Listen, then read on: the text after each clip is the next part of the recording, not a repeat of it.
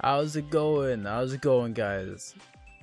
For some reason, my OBS is acting up. I don't know why.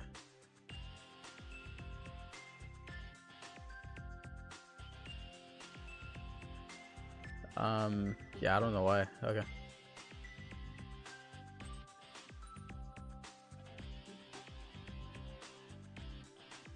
Oh, there it is, I think. Nope. Nope, but you know, it's fine. Little glitch never hurt nobody.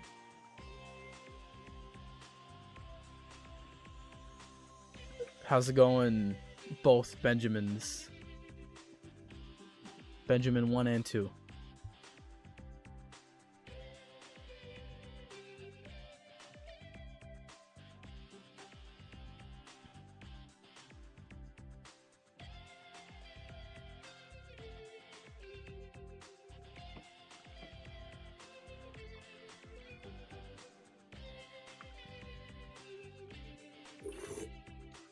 Is Gears of War E-Day back, guys?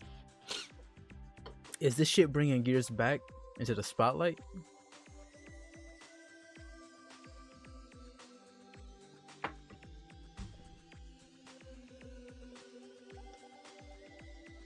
I got it on all of them, and I could activate them whenever I want. I even got it on the live. Watch, I'll put it live real quick. Right here. Look at that. On the live. Yo, on the live. But yeah. I'm probably not gonna have the live one up all the time, but I could activate it. I don't know if I could put it on a timer. So it's like that for now. I can just turn it on and off.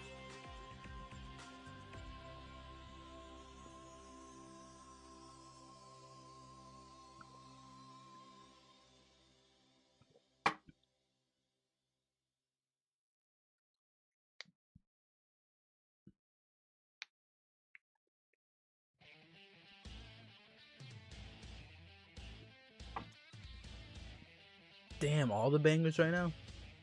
Oh, Fripp.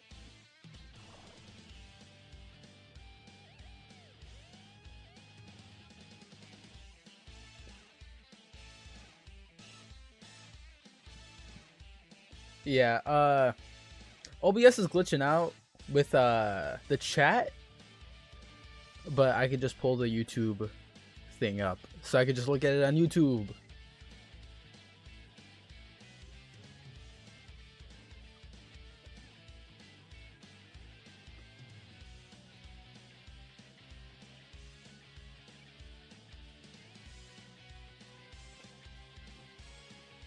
Here, it's gonna be loud as fuck. Watch. Wait. Ah, how loud is that? Is that really loud to you guys? I don't know how to turn that off. I have Opera GX and I have a really cool background and theme that I really like, but that's so loud. I don't know how loud it is for you guys. It's really loud for me though.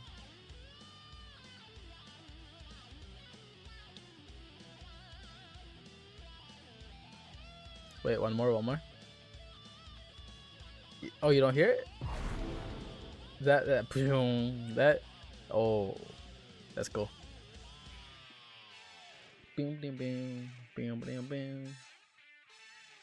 God, I gotta play Tenkaichi 3 on stream one day. Maybe like how fast can I beat it? How fast can a Tenkaichi veteran beat Tenkaichi 3? Oh, listen to music. Oh, thank God, because it's super loud in my ears.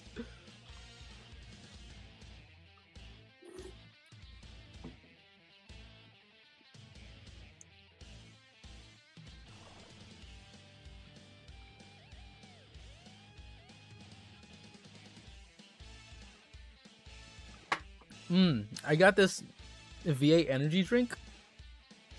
Well, it's less so energy. Well, I guess it does have a tiny bit of caffeine in it, super tiny bit. But I also have this pineapple juice, and I put the pineapple juice inside the mango drink, the mango V8 drink, Oh my god, probably so much sugar. How much sugar is in this? 23 grams of sugar. Fucking. In total, it'd be like 46 grams because it's like a tall boy of pineapple juice. It's super good though, so I don't know. I haven't had much sugar all day, so this is my daily intake.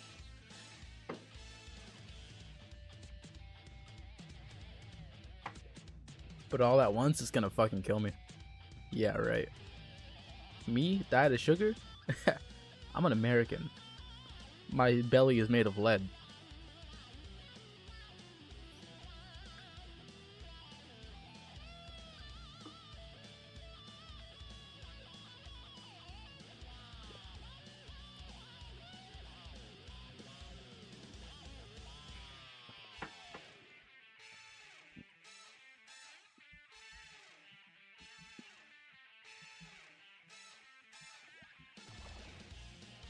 How much more of this song we got left? Okay, after the song, which is like 15 seconds, what we're reacting, guys, we're reacting.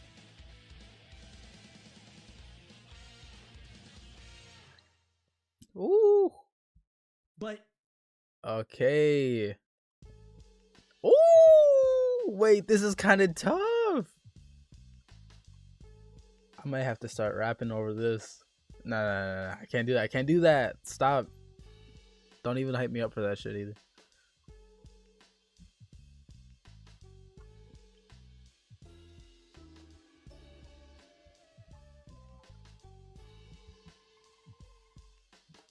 All right, boom.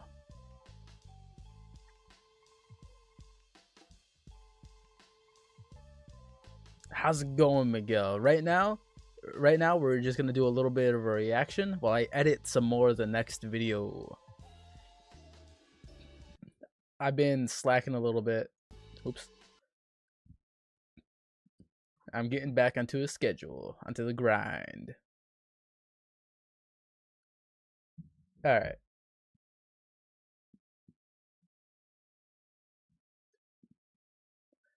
Oopsie, I keep on opening up the wrong tabs. Right.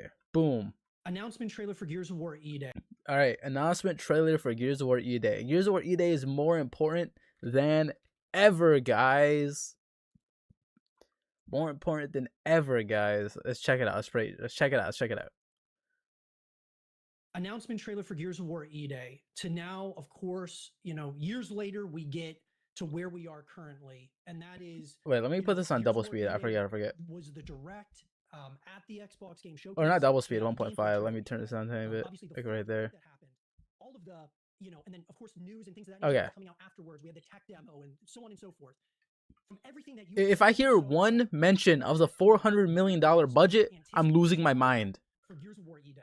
I mean, obviously, we are one step closer to the beta. I mean, guys, the beta is going to be coming here before you know it, and it's incredible. But where's your anticipation level now, dude? From like the announcement. Wait, actually, okay. What game mode are you most excited for if it's in the beta? If it's going to be in the beta, what game mode would you want to see the most? Yeah. Good question, guys. To now where we are currently, lots of changes, lots of things that Gears of War feels like it's somewhat of a soft, like kind of like a soft reboot almost of the franchise, and something that I feel like we really needed as a community, as a franchise. But where's your anticipation level right now as we're on this road to Gears of War E-Day?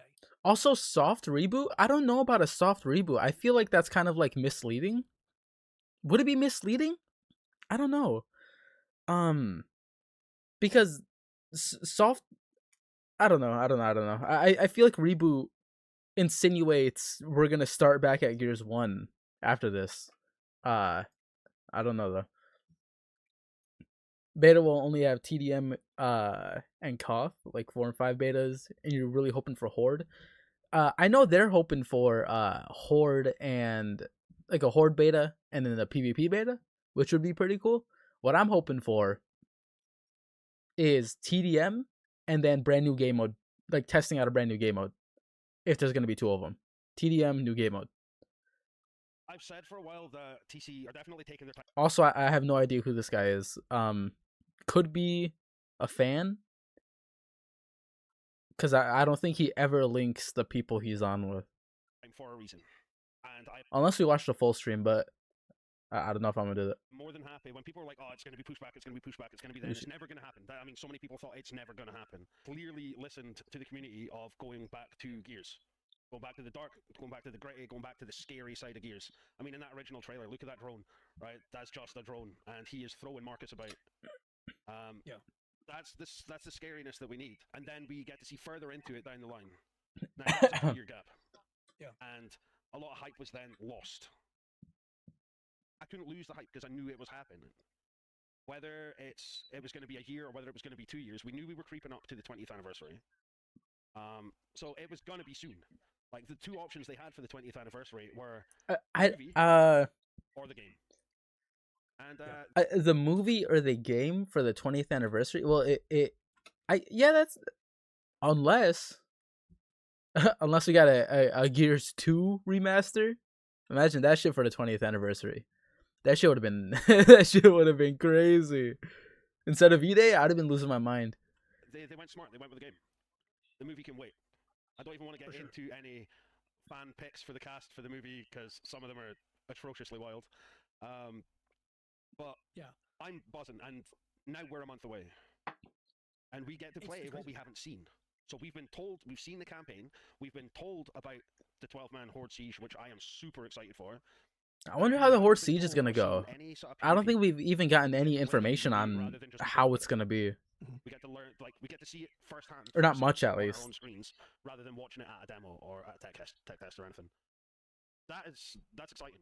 I mean, like I said, dude, it feels like new life for Gears of War. I've said it a lot, man. You know, and one of the things, Bon, there's been a lot of people who've like been coming at me a little bit, saying that some of my recent videos have been a little bit. I guess you could argue like controversial in terms of like controversial. The simple fact of the matter. Okay, look. People don't agree necessarily. People don't agree with some of them. No. People don't agree. I feel like for the most part, his fans kind of agree with him. From what I saw in the comments, but for the things that are very unfavorable in terms of his opinions, they're just really bad opinions. They're just really bad opinions, like locking characters. But then the second you start attacking the fact that he wants to lock some characters, or at least made it as a suggestion, even theoretically locks 4-player co-op behind a New Game Plus, which is just like an awful idea within itself. Etc. Shape or form has kind of just slowly stemmed from some of the things revolving E-Day, not so much the game itself, like because Gears of War E-Day. I've said this on record multiple times, guys. From that announcement trailer, they hit the setting, they hit the tone, they hit like all the beats we wanted to see out of a Gears of War trailer. Yeah, that trailer was actually perfect. It was fucking perfect, dude. Absolutely, it was. Like, dude, at first when I saw it, I was like, dude, this is one of the greatest Gears of War trailers ever made. And the more I thought about it, the more I watched it. One of the greatest Gears trailers ever made? Yeah, right. It was a cool one. That one was like dummy nostalgia bait, though. That's all it was.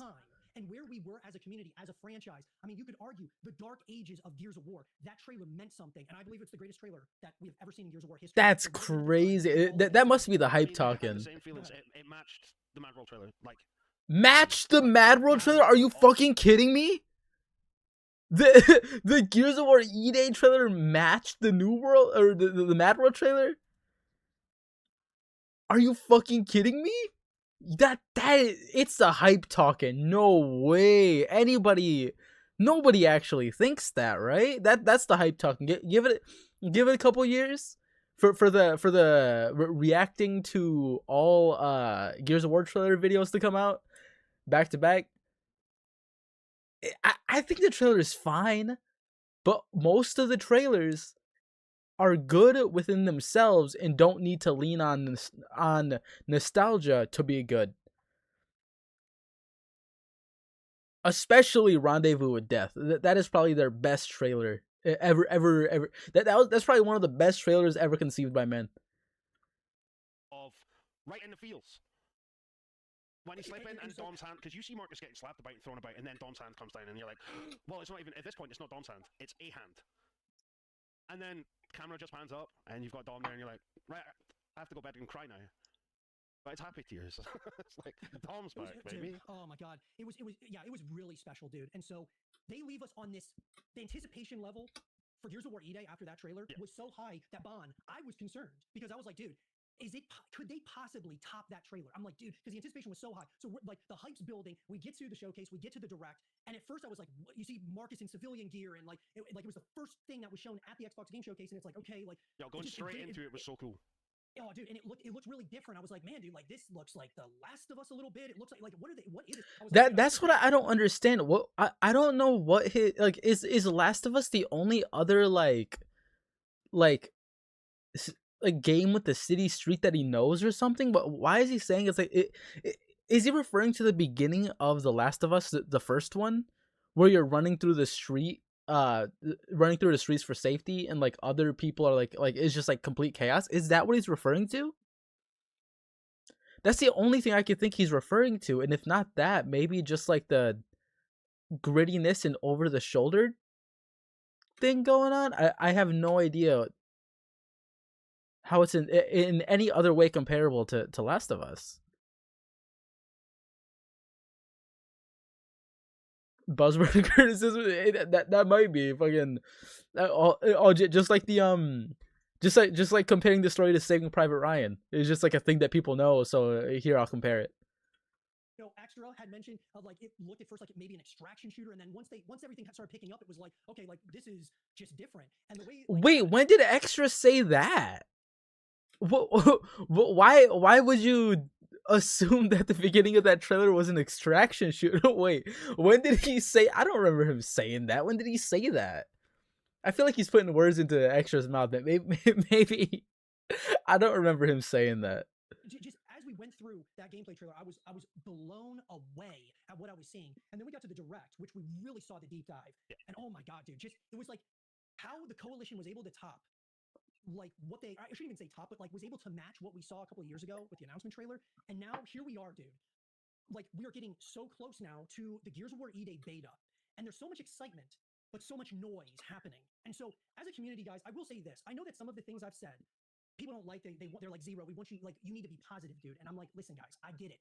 And by the way, also, I don't think Zero has been necessarily negative about the series. I think if anything, he's been pretty positive about Gears of War E-Day, but some of the suggestions that he has are just like god awful. Like I would not put money into them if he was proposing that idea on like Shark Tank or something. You can't be falsely positive. Dude, you need to be realistic about things. I want to say this. I want to say this really quick, Bon.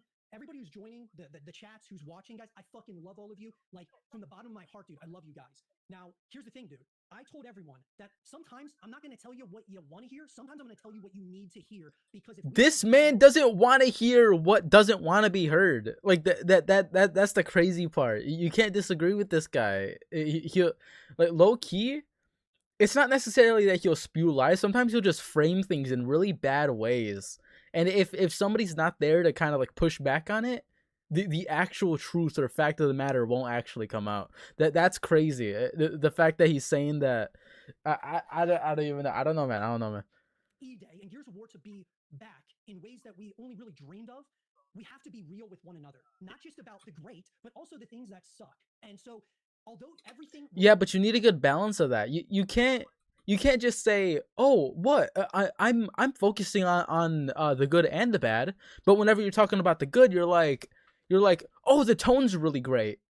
I'm glad they're going back to Marcus. But then whenever it comes to the bad, it's like, oh, these new characters are actually gonna ruin the story. It's about Marcus and Dom, but these new characters are just gonna weigh it down. It's gonna feel bloated. Look at all the side missions that now we're supposed to care about these new characters and the side missions, and it's gonna be open world. Like, it is super lopsided on how he speaks about things. It's good to be hype. But at least try to balance it out, because if it's one positive sentence for every 5 negative paragraphs, that's not gonna be accepted by people, and it's definitely not gonna seem fair on your end. Revolving E-Day in terms of the game is, dude, it's, bro, we could be returning back to the golden years of Gears of War as we know it right now.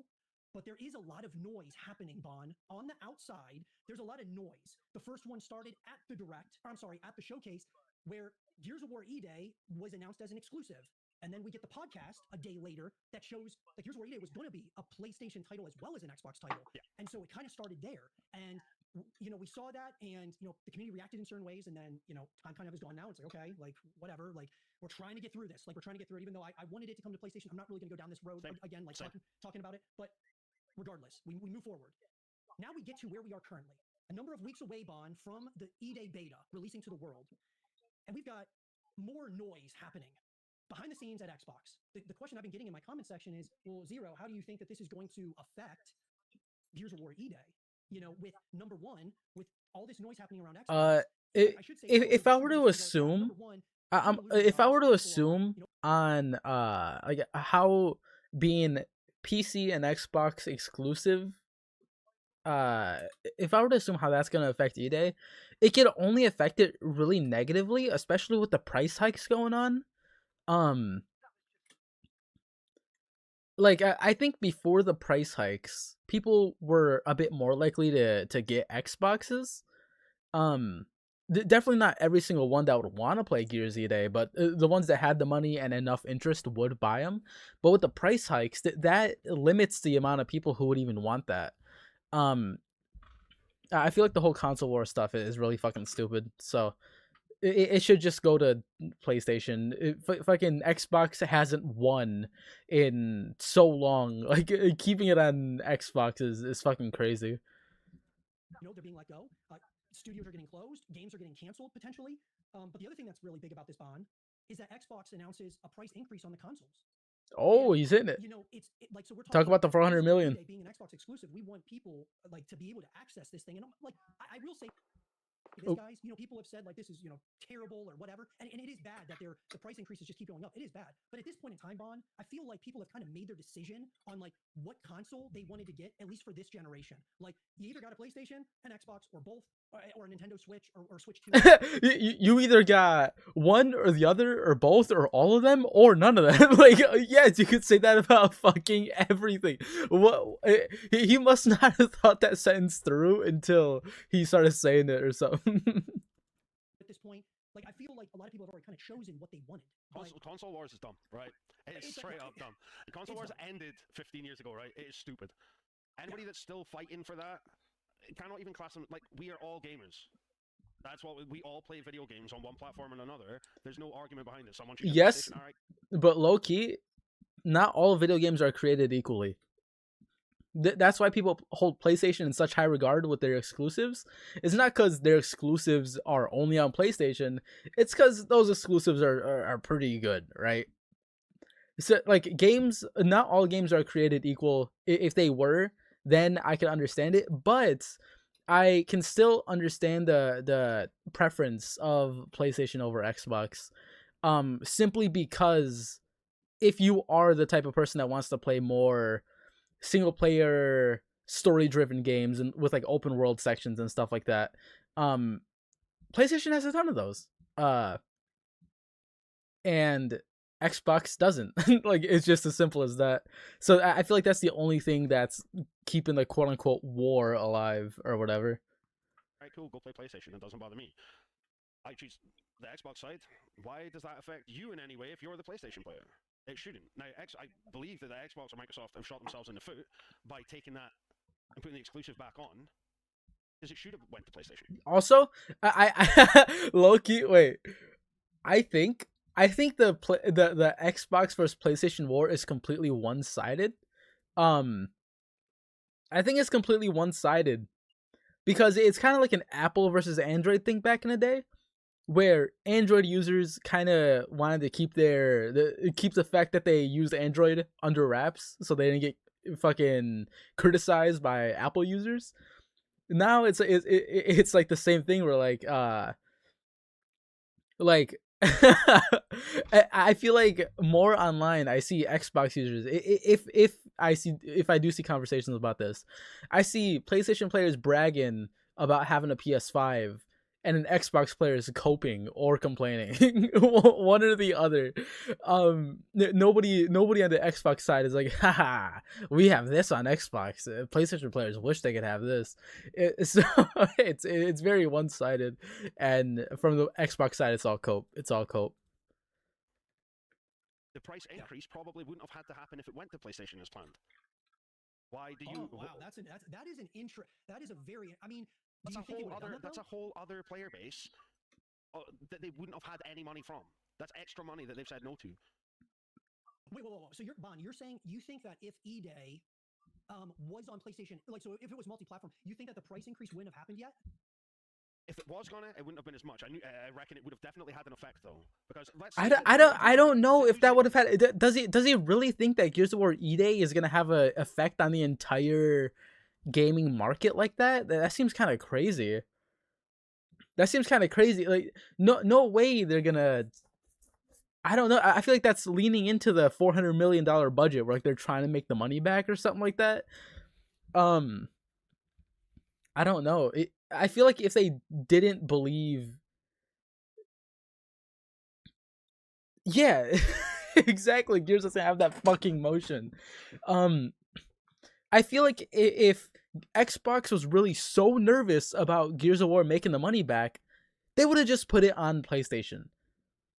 Because the price increase on Xboxes is a terrible fucking deal. I feel like you can make more money off of selling 10,000 copies of Gears of War E-Day on PlayStation than selling like half as many Xboxes of varying prices or something. Or I guess hiked up prices to like 800 or whatever.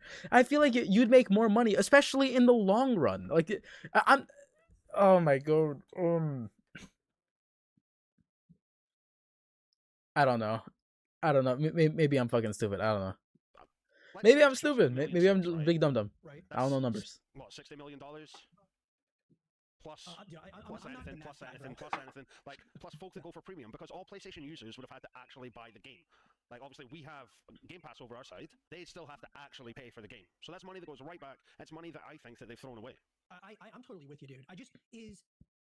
Wait, yeah, that too. If Xbox users are gonna be, if an unknown number of Xbox users are gonna be playing E-Day through Game Pass, that's even less money to warrant. That's even less money coming from Xbox and would warrant more sales on PlayStation. There has to be a different reason for the price hikes, for Xbox. Or I guess for consoles in general. There has to be a different reason, because I think all consoles are going up, right? PlayStations and Xboxes. And if it's just Xboxes, then it has to be more than just Gears that's causing that. I don't know why blame it on Gears. Fucking blame it on Gears, I guess. Whatever. But if Xbox goes down the gutter in 10 years, I know what game they're gonna be blaming. I guess ultimately, dude, what I'm wondering is, obviously we both know that Gears of War E-Day was made as a Xbox title, but with PlayStation in mind. Obviously, that the graphic. All consoles, including Steam Machine. Okay. Okay. Gears of War definitely caused that then. Yeah, Gears of War caused that. Gears of War is literally the catalyst to the entire industry raising the prices on their consoles, by the way. Reloaded lets us know that. Why do you hand reload it to them? Correct. Now, here's what I want to ask you, dude, because these are, guys, some of these are tough questions, dude. They're tough questions, but we need to talk about it. Ooh, toughies. Wait. Mind, dude, okay. We have all this noise happening on the outside, and there's this growing concern happening here. Growing concern. I love concerns. How, like, it can perform with all these different things, kind of.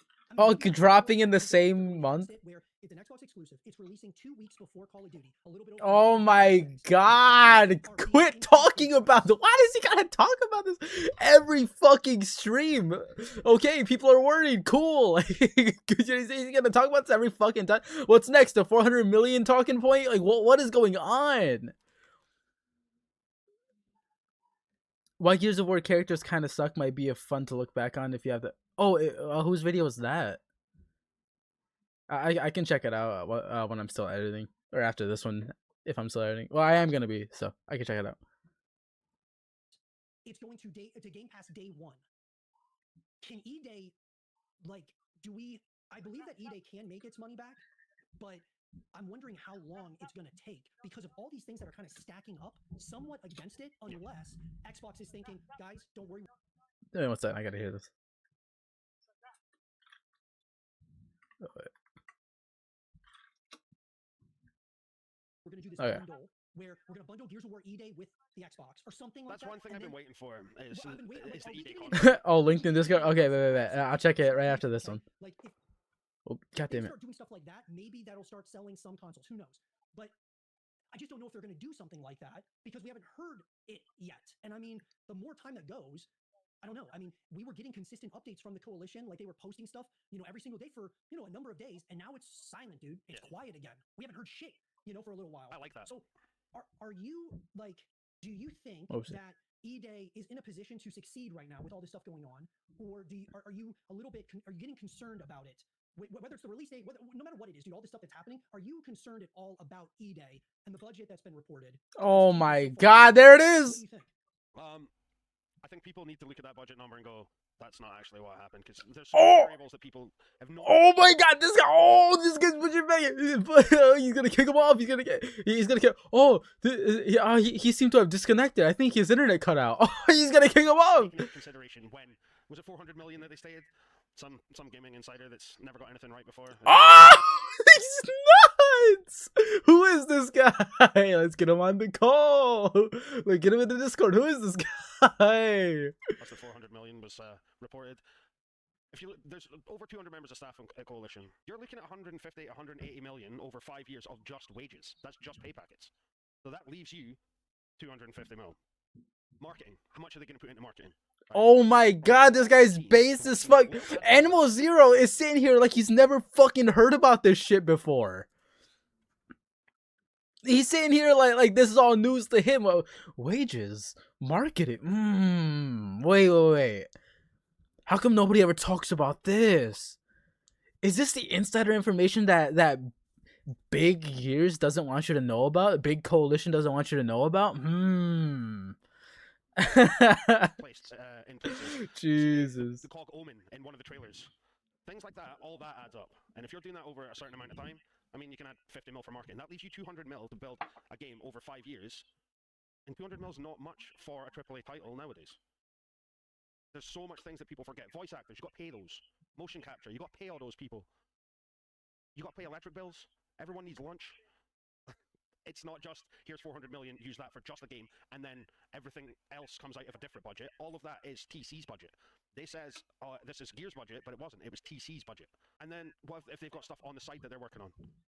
Some of that budget money goes into that, because it's the company's budget, not just the game's budget. That's one thing that people forgot about. Yeah. Ultimately, though, are you a little concerned about the all these number of things, or do you think that eDay, because I mean, at the end of the day, dude, if eDay is a great fucking game, which I think we all agree, we believe it looks great. 100%. It should be, that should be able to sell. That should be able to sell it, right? I mean, like, just it being a great game should be able to sell it. I mean, I guess you have a lot of people playing for free. Oh my God. But like, do any of those things like concern you about it being too close to COD, or man? I have no words. I actually have no fucking words. I don't. I wish I did. I don't. So I mean, COD throw out the same game every year, and No, wait. Okay. I looked at what is it?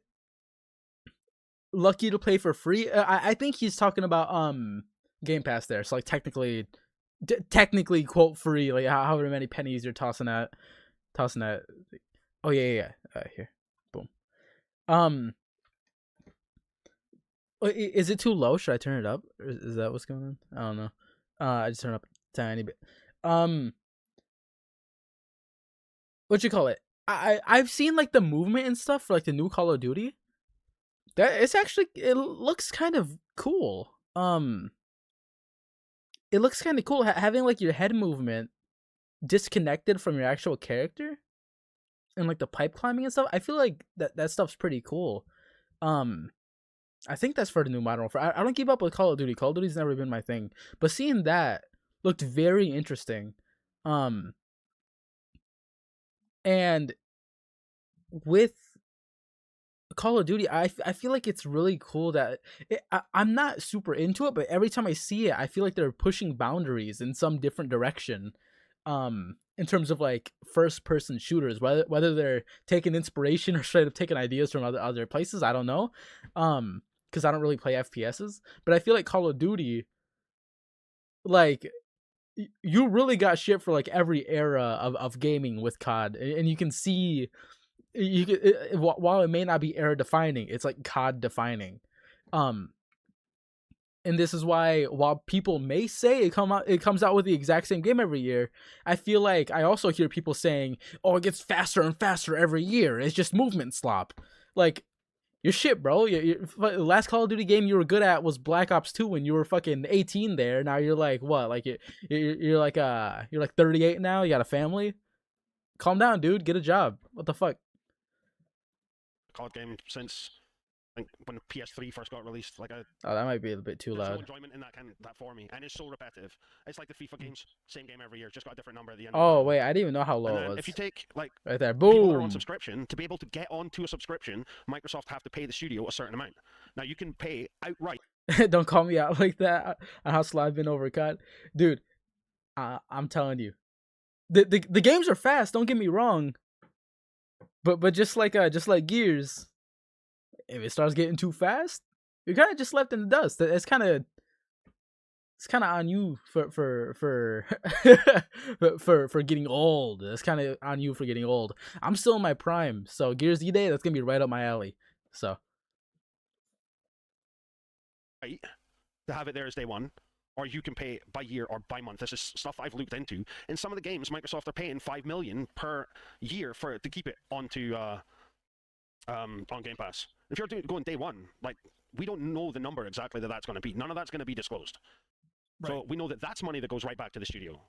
And then you have the talk of controversial microtransactions, which, if done smartly, I think are a good idea for games.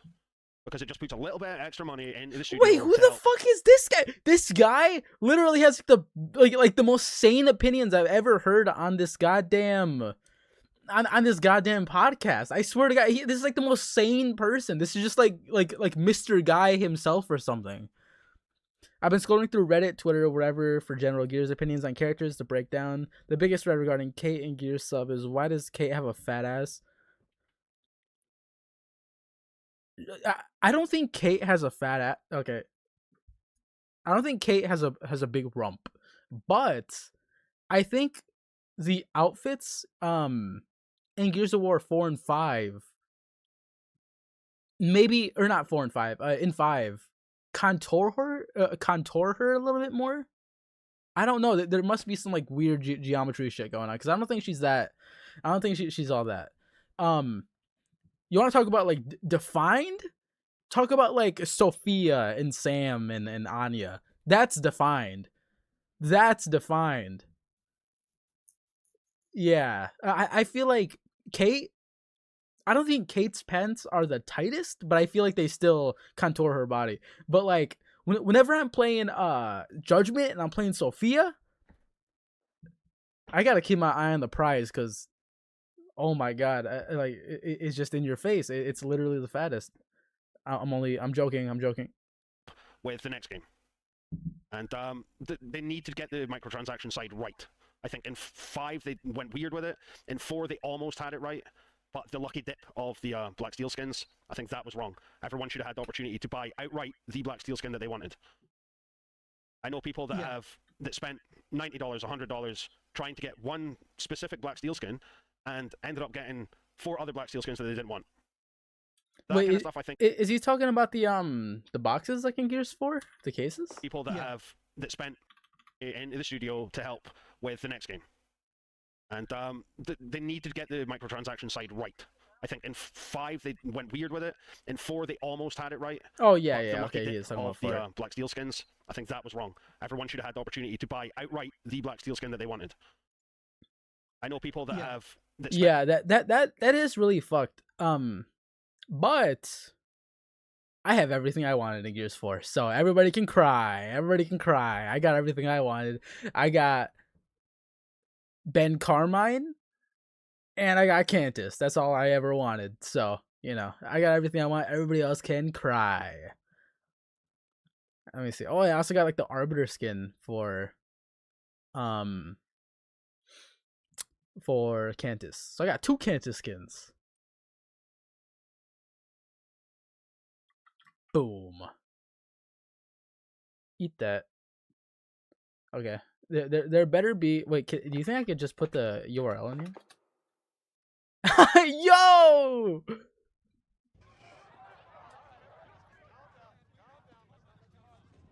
I don't know. Wait, that's actually really cool. Okay, I know I don't know anything about the boys, but I keep on seeing that people are saying that this actor could play Wesker, and when he was walking around for a second, I thought it was Wesker. I look, I see it.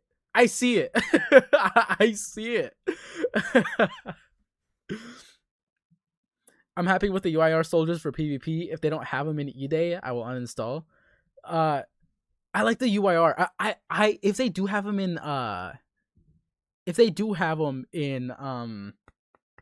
E-Day, I think it'd be really cool because I bet they would look super fucking cool in a more realistic style.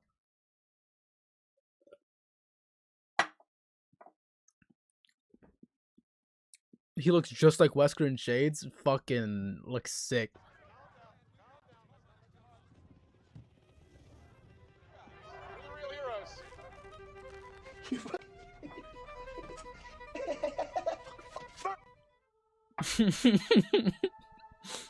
Now, when seeing the title of this video, you're probably expecting me to go right in on the millennialisms of the new age of Gears characters. Yeah, go ahead. Quips of JD, Del, Kate, and Foz.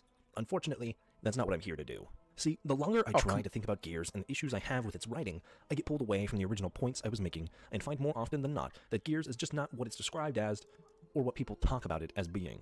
When I talk about maturity, I don't mean the 16-year-old boy who just learned what Normandy is and goes on about how Berserk is the darkest story ever told. Oh, is this OG Buster? Is this OG Buster? Oh shit. Kind of gratuitous maturity that calls on the very nature of obscene gore to carry itself. I mean in a story's ability to handle very real and knowledgeable topics that apply to the characters in a believable way. This is why a story like, hell, look at Fiona and Cake, the Adventure Time spin-off, for more maturity in the way it goes about themes and characters than in Gears. I don't think Gears of War is very mature, and here's why. That's facts. So they do a lot of poop jokes. They do a lot of poop jokes. I don't know if you guys remember those ones. They do a lot of them, though. Reminds me of playing with action figures, where the idea might be good, but nothing else is. The story of humanity persevering with hope through the worst hell fronts ever seen on the face of the earth. Or, well, Sarah.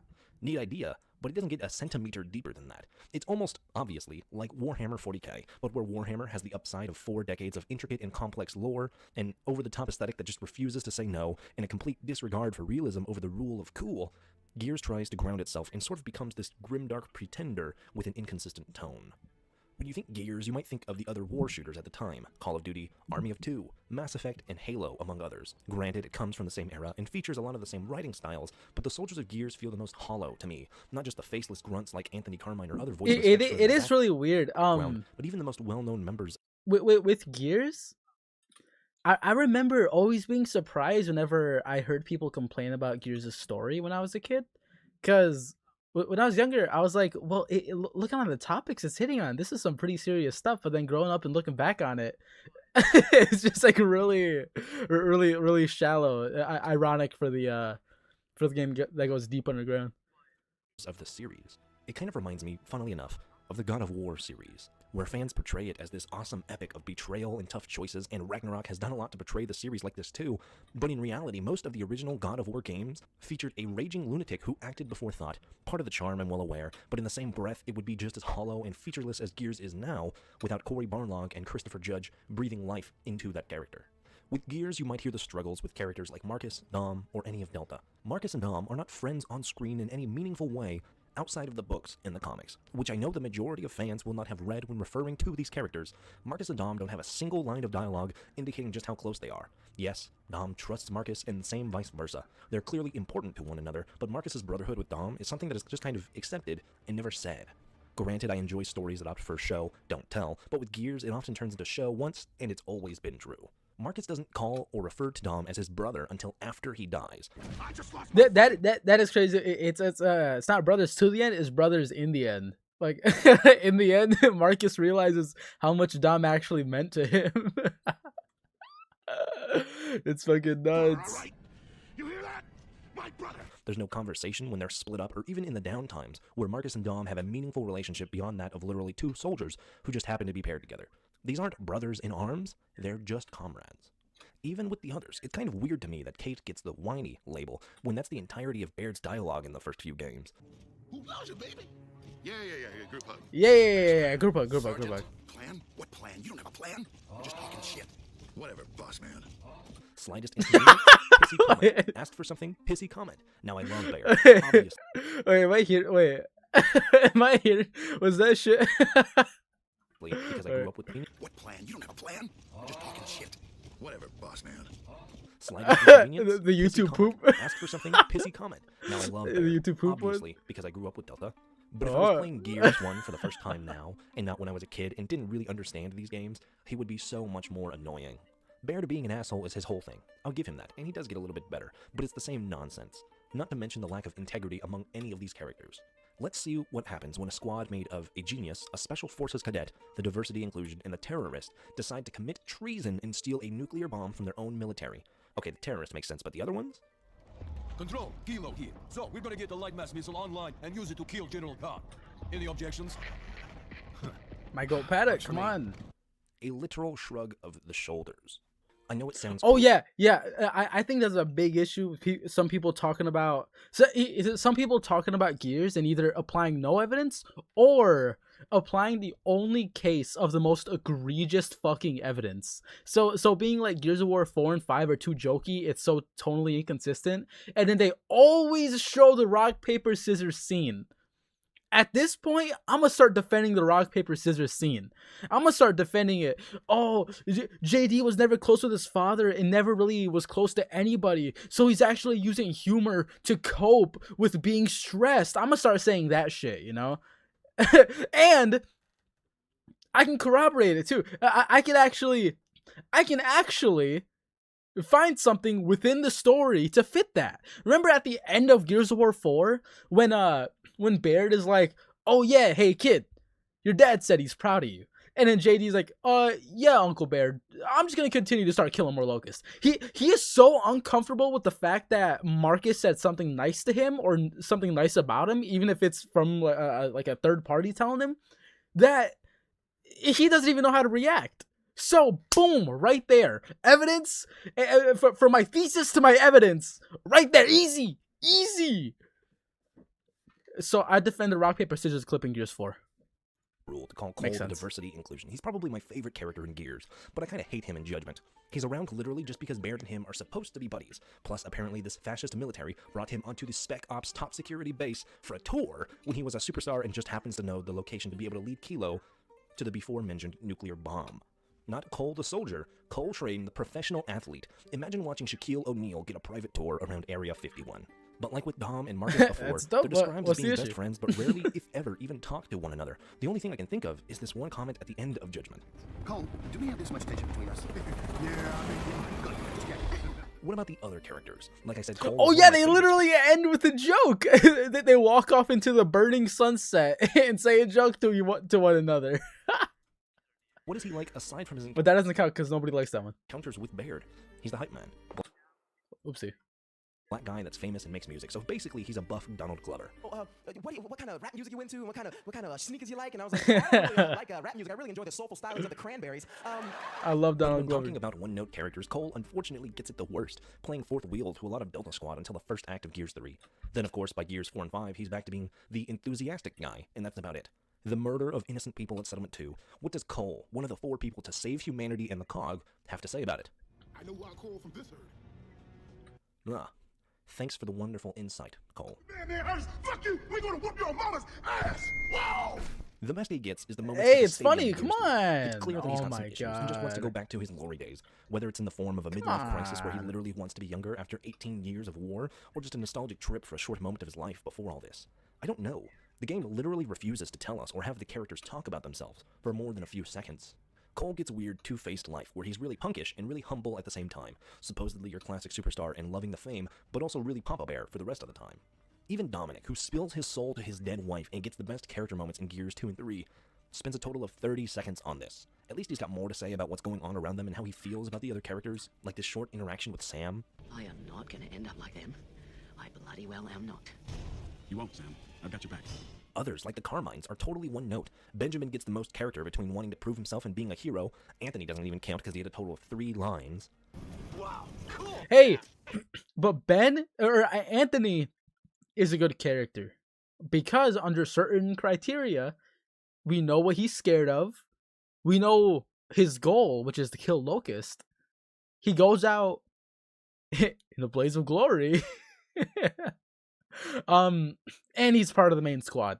So, you know, Anthony, good character, obviously. Clayton is just a big tough guy with no real character outside of he hates grubs and he's kind of sarcastic even when no one is listening. Jeez Louise, what the fuck? Oh, and he also literally holds no grudge about this guy killing his niece. Gary exists. Other characters have quirks or things that make them unique, but offer nothing to the world. They have glimpses, but don't add anything to the story. At least someone like Prescott adds to further the world, or Adam has a little bit of an ethical conundrum on his hands, or at least it would be if the Locust were given any amount of character besides the bad guy. You can give Gears the excuse that the games are not as long as a full-fledged RPG and can't describe every little character, but even Halo found the time to humor us to the Arbiter and the Covenant to a further extent in just one game. Gears can't do it across 3? Adam's relationship with Queen comes up 3 times across all 3 games. First, when Locust tunnels are mapped out on his estate. Second, when Mira references him in Nexus and a few single lines right from her in Gears 3. But we don't know anything that isn't told to us by Adam in the last 20. Do you think... Okay. Do you think... With how... A few single lines right from her apparently feminist Cliffy B is... Do you think... Queen Mira needed to ditch the dress in honor of a barely armored skin tight suit that just accents her breastises and cake. Do you think she needed that? 3.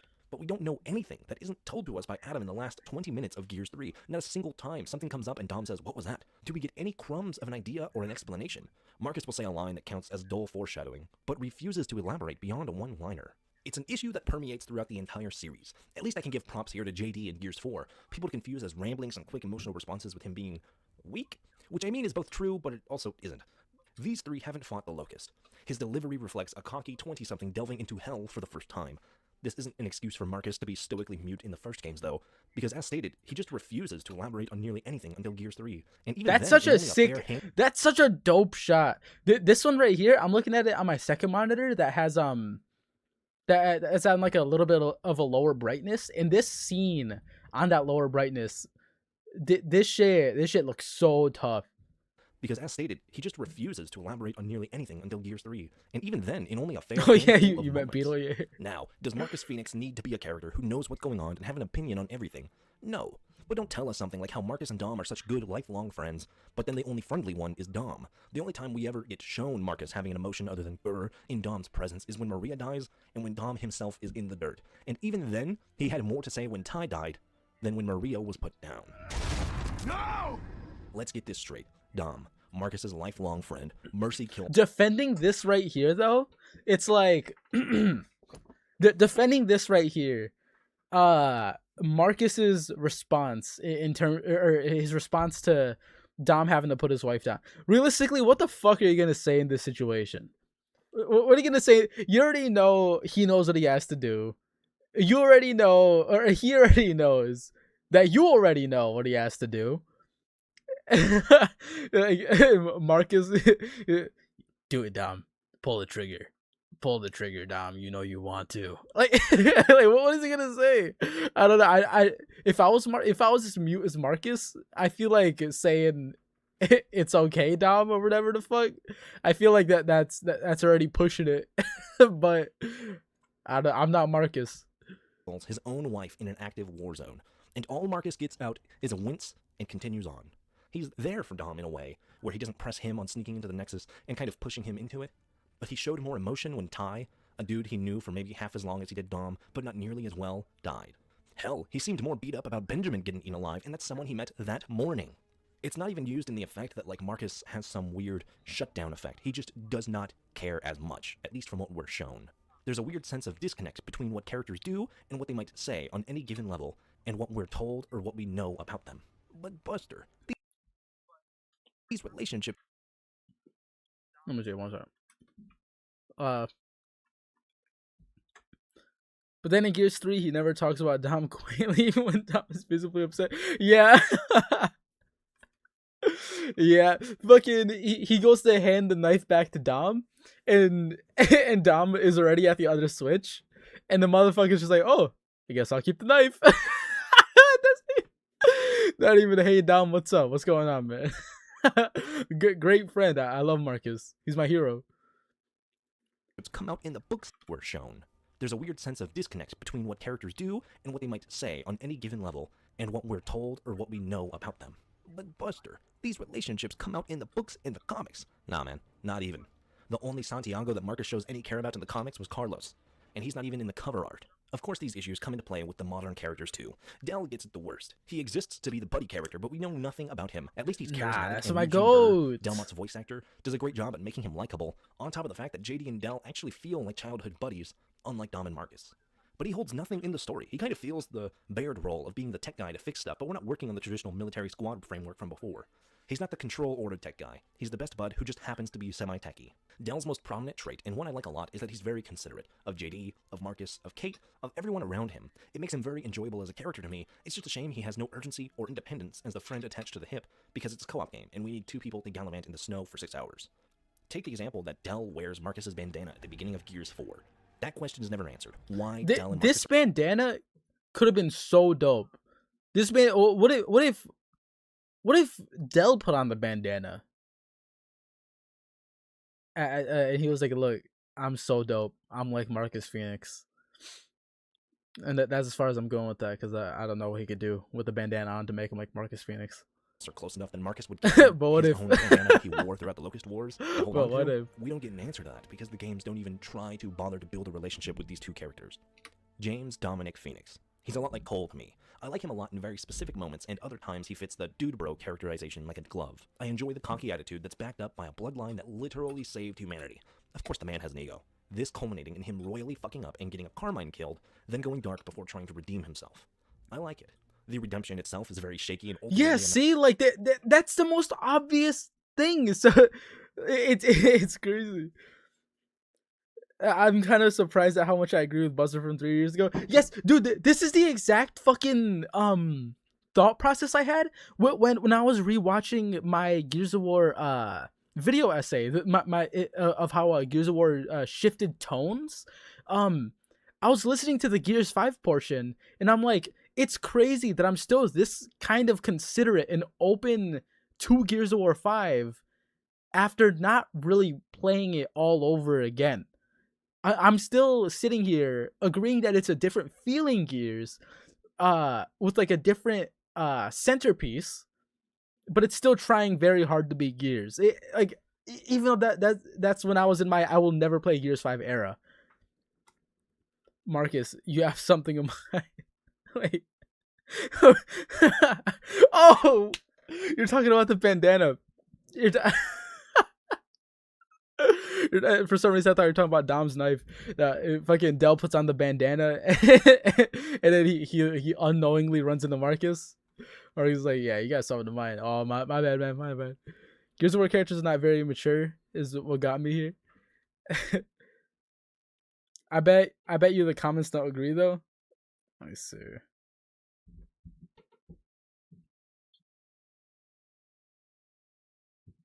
Oh shit.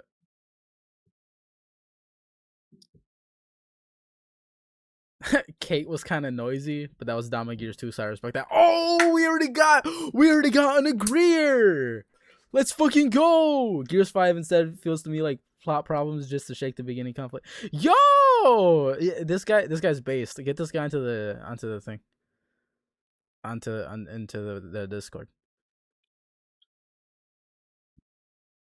I read all the novels. 1 to 5 were good enough. 6 and 7 were trash.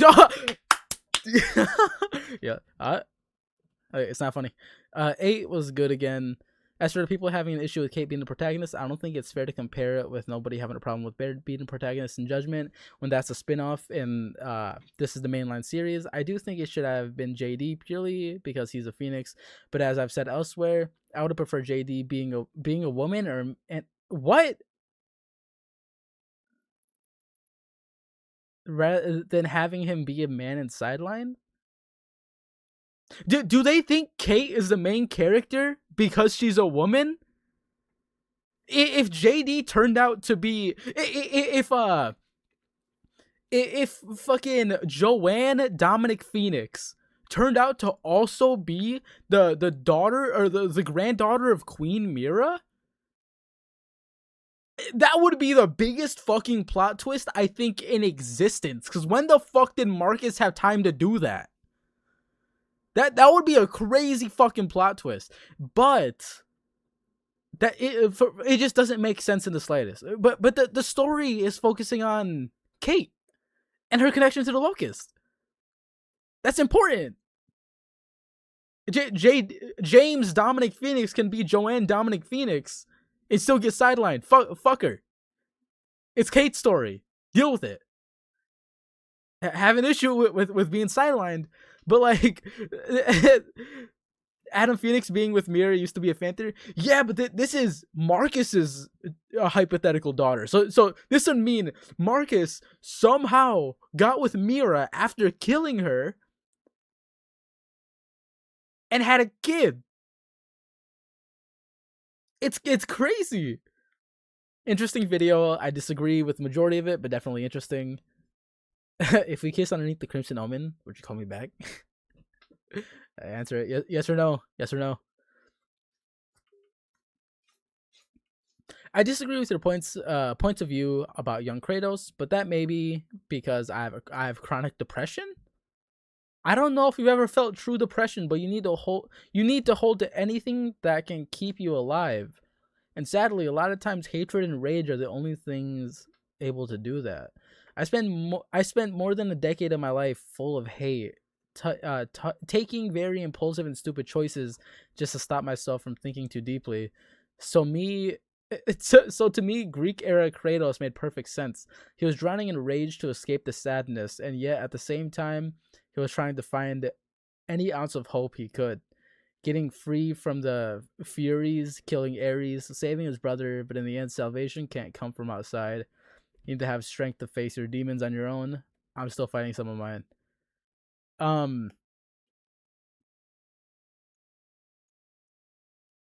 don't know. I've never suffered from chronic depression, so I don't know how accurate this is.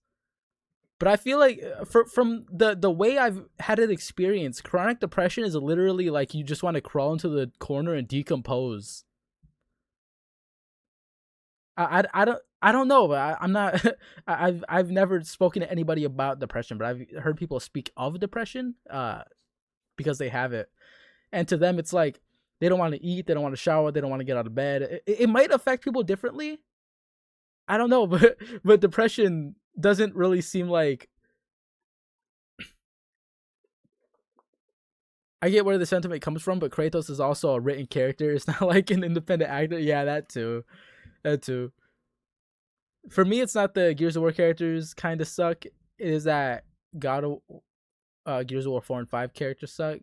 Gears was never a masterclass of character writing, but 4 and 5 new characters are just atrocious, whereas characters like Dom was actually likable. You have mental illness, but nothing to that extent. Yeah, I'm sure it also comes in degrees or there are levels to this shit. Like, nice rage bait. Oh, extremely good for new channel. Keep it up. Oh, respect. That guy's based. Kate Diaz is overhated, and she grew on me as a protagonist in Gears 5, and her edginess was more than justifiable to me. Yes! That's the go. Oh, Jablonski right here. Someone being critical about Gears of War, not another woman bad. I'm in heaven because, good lord, I love Gears of War, but it's never been mature or have too much depth to it. Marcus, while I like him in the books and his moments but he's always quiet about a lot of things. That's why I actually love The Fear Rising, because he and Anya get to act like a couple, and Marcus struggles with his trauma and has a point of view unlike the old lore. And I don't have to see literal Dom have to always save his relationship with Anya, because the bastard can't spit out how he feels. His father knew the queen. He was into Locust Computers, doesn't give a shit anymore after Gears 2.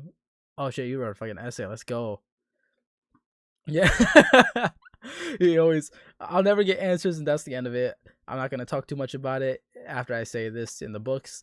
I like Marcus and I love his character type despite being simple, but I have to make up my mind about who the guy is, because Cliff and the gang don't want to give their main title character personality because he's the player character.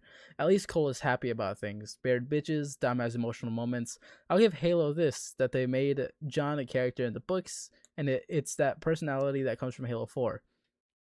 That's consistent. Marcus is consistent, but that's only because he has no arc to speak of.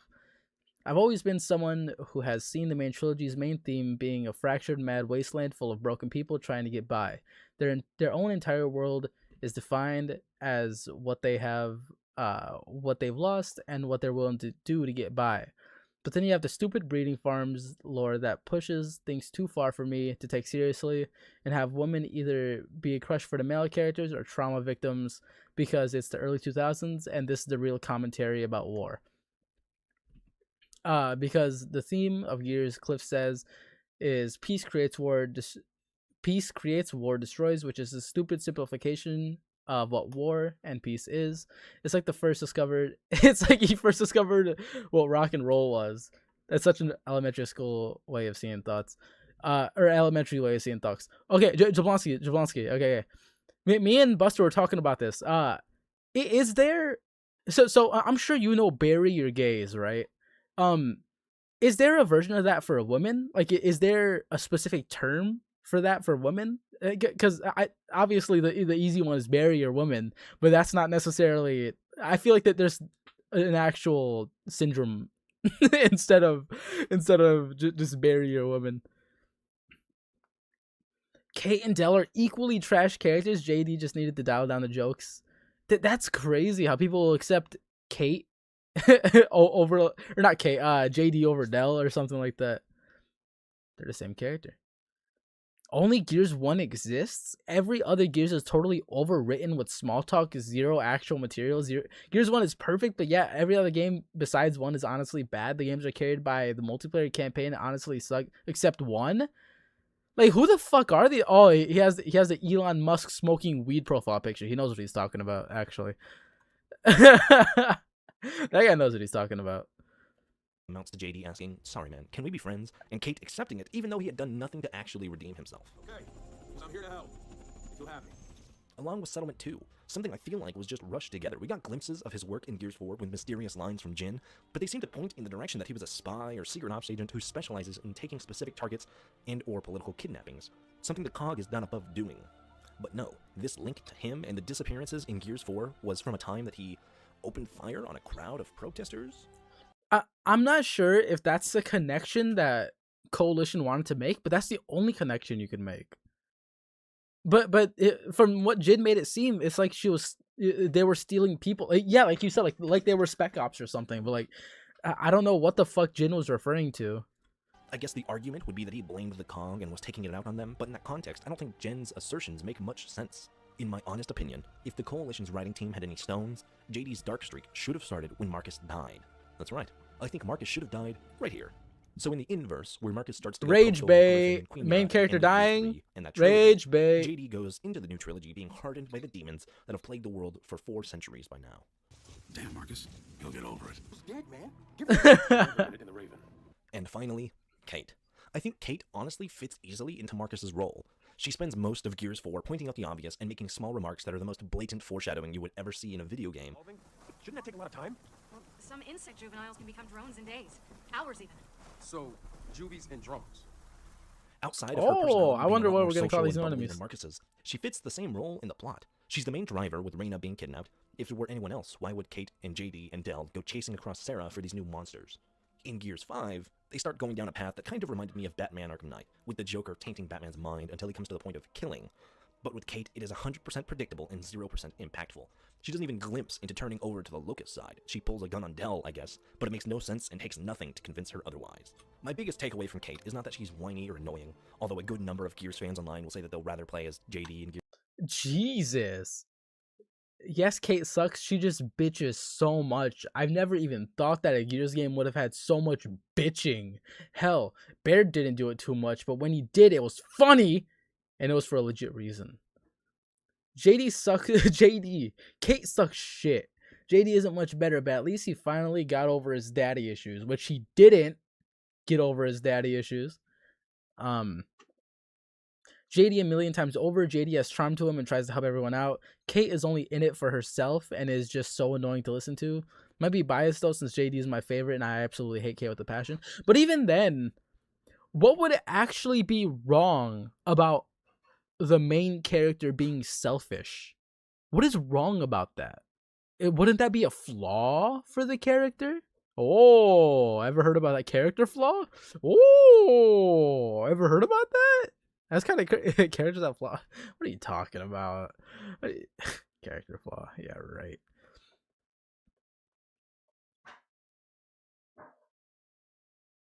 Everyone kept on telling you how you're wrong about that, dude. People on Gears subreddit never played the game. Gears 5 because woman, bad man. She shouldn't even be a question. Gears is about Marcus. Naturally, it should have transitioned to being about a son. Fuck Kate. But isn't Gears of War about monsters too? Oh, good question. Isn't Gears of War about monsters too? Why can't we get the Locust side of things? Unless you're bigoted. What? You don't think Locusts deserve the right to life? You think if you got some Locust genes in you, you don't think you're as human as everybody else? You don't think you deserve a story? Your story to be told? It's kind of fucked. It's kind of fucked. Good. My take is that Kate would have actually changed the status quo and gave us an interesting conflict between lovers, toxic families, and the human v Locust war altogether. Instead, we literally just have a repeat of Gears 2, heading towards a redundant and meaningless conclusion where the humans win and we're right back where we started with nothing new to say. Of course, it's not always a bad thing.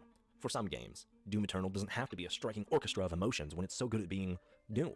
Bolt Gun is an example of taking the framework and going all the way with it. Halo Infinite didn't do anything out there, but it stayed right in its zone and did it well. Gears 5 has nothing but wasted potential, and I'm not just talking about the map builder. There's so much you can do with these characters, this world, and everything. You have people who go the David Jaff route and ignore the idea of complex or changing characters, but if Kratos can evolve from a mindless and truly contradictory character whose main catchphrase was rah, why can't Marcus, who arguably started with more of a hint of complexity from the get-go? But no, we have characters who are whittled down to the bare-bone caricature of what they were. Cole really is just a loud guy now, driving a motorcycle and getting ripped in half just to walk away. Yo, but that's cool. What the fuck? If he ever saw him again, he'd probably kill him because the Cog murdered his spouse. He dropped these. I don't know. Gears of War 5 was boring until Cole showed up. You want to stay friends? Until Cole showed Let's up. never see each other again. But now he seems to give no shits about hanging out with the Cog and just assumes the role of grumpy old guy is grumpy. Foz is consistent. He pretty much is the only one who actually has traits that he sticks by, but we'll see if that's changed by the next installment. Barrett has become old guy as quirky and talks to his sassy AI companion, but he will never have anything over Joker and Edie. Even Hoffman, shitting in his senior citizen diapers, is just an enthusiastic southern old guy, rather than the strict nails and no-nonsense leader he might have once been. A lot of these issues are exfoliated throughout the entire series. If this was all that Gears was, then fine, sure. Shallow characters are present in a lot of fun games. Far Cry has them, Battlefront has them, COD has them. It's not a uniquely Gears-based problem, but it's almost more disappointing than Anton Castillo's entire existence in Far Cry 6, when Gears has the ability to do so much more and just refuses to tap into that. And I can't tell if it's mainly an issue of the Coalition being too shy to make any noteworthy changes, or if they started taking on the Zack Snyder effect, where they think the writing is heart-wrenching and compelling, but it's just so cookie-cutter that it might as well be the pre-made cookies from Walmart. The Hivebusters campaign is the least offensive of any of these, and that's only because... That's what I think it is. I do think it's more so them thinking that they're going super deep, because, like, they probably looked at old Gears stories and were like, I don't know. They're like, what did people like about these stories? And obviously they looked at Gears of War 2 and 3. Like, Gears of War 5 is just like Gears of War 2. Or I guess Gears of War 4 is like Gears of War 2. And they were like, well, I think it'd be fine just to kind of like redo some of this. this is pretty good, heart-wrenching stuff. And then they redo it, and they don't know exactly why the scenes work, or they don't know how to make them work well. And the Dom scene with Maria, the score is pretty good. The score is pretty good. They actually fuck with the color grading a whole bunch. Carlos Ferro does a very good job at voicing that scene. The concept of like trying to argue with yourself and just like the world around you into telling you that what you're seeing is actually a lie, so you don't have to shoot your wife in the head with the most comical gun in existence. Like there's so much with that scene that's actually really fucking cool, and I think the dialogue is really good. I feel like just a whole bunch of no's and come on baby, it's me, do you remember me? Like I feel like so much of that is very good, but then in Gears of War 4 they didn't know why that scene was taken as good as it was. And literally the second you walk in, Kate's like, oh my god, mom. And then Reyna's like, yo, if you cut me down, I literally die. And then JD's like, yo, you can't ask Kate to cut you down. And then Kate's like, yo, leave the fucking room. I gotta cut my mom down. And then Reyna's like, here, take this amulet. It's your grandmother's. In the scene we didn't even see.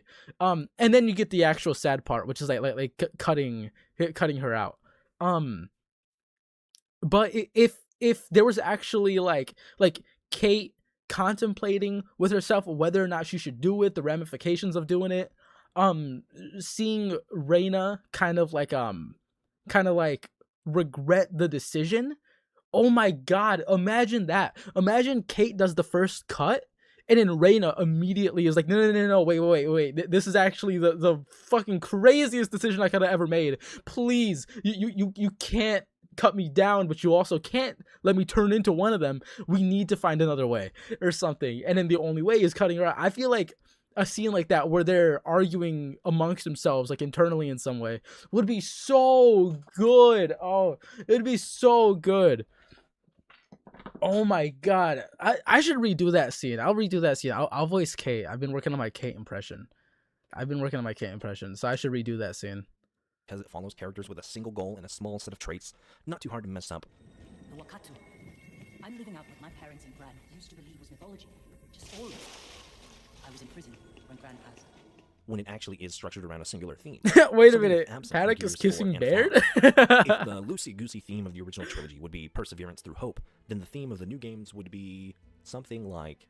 I don't have friends. I got family. Except hell yeah. It doesn't even do it, because, like we've gone over, the whole dilemma about Kate choosing between her locust ancestry and humanity was over and done in about 10 seconds after being built up into this whole thing.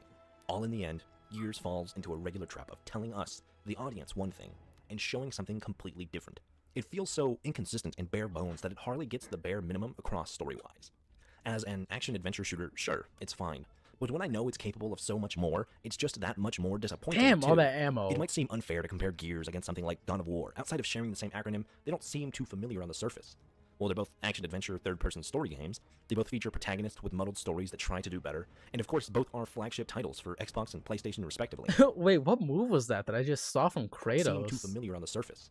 Well, they're both action-adventure, Also, this punch from Kratos is so sick. I remember I saw a YouTube short about Kratos's, I think it was like his motion capture actor, talking about the punch where he like leads with the same side of his body that he's punching with. Outside of sharing the same this punch right here, he's like jumping in with his right foot while also punching with his right fist.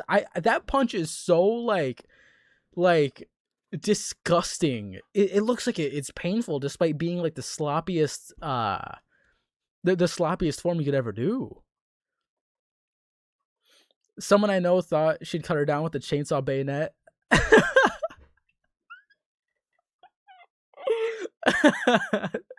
that would be sick. Like you cut through half of it with the chainsaw bayonet, and then the chainsaw starts like smoking and jams, and it's like, oh great. Now I gotta use the knife. Oh fuck. But upon replaying Gears of War 4, when I first played the game, I didn't really give a fuck about the story, so that scene didn't really get me a lot. But upon playing through the game and actually like paying attention to the story, this past year or so, or I guess not this past year or so, but when I replayed it a while back, and then when I replayed it this past year or so for the video I made, that scene made me choke up a little bit. More so, not the entire scene itself, but more so like their reaction to doing it. That scene. Oh, if the dialogue in that scene was as good as I want it to be, that scene would have me. That scene would have me crying, man. They don't seem too familiar on the surface. All right, well, While what they're both move did action-adventure Kratos do? third-person Let me story see. games, they both feature protagonists with muddled stories that try to do better. He does like a spin And here. of course, both are He's flagship crazy. What was that first-person spin? story games. They both feature He's playing around. protagonists with muddled stories that Wait, wait. It's like he does like a full 360 with the he like T poses and spins. try to He's like do better. And of course, both are That's nuts. flagship titles for Xbox and PlayStation respectively.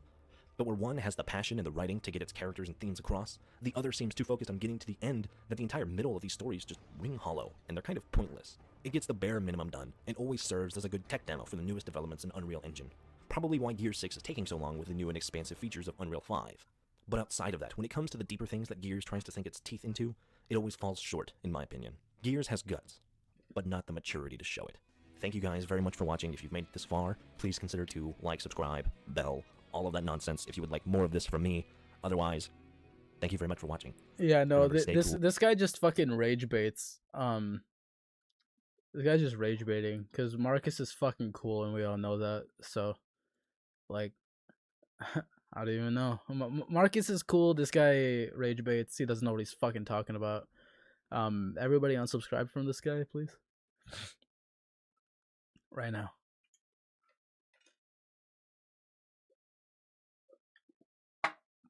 And out of spite, here's his home address, his social security number, his first and last name.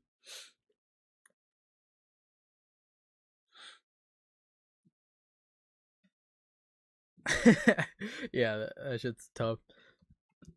What should I play? I got done editing the portion I wanted to edit. Cause I want to get further in Lies of P, but I think it's been like a week since I played Gears.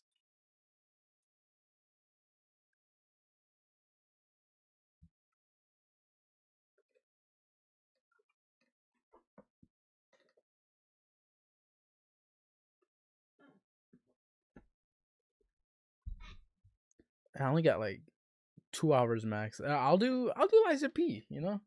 But yeah.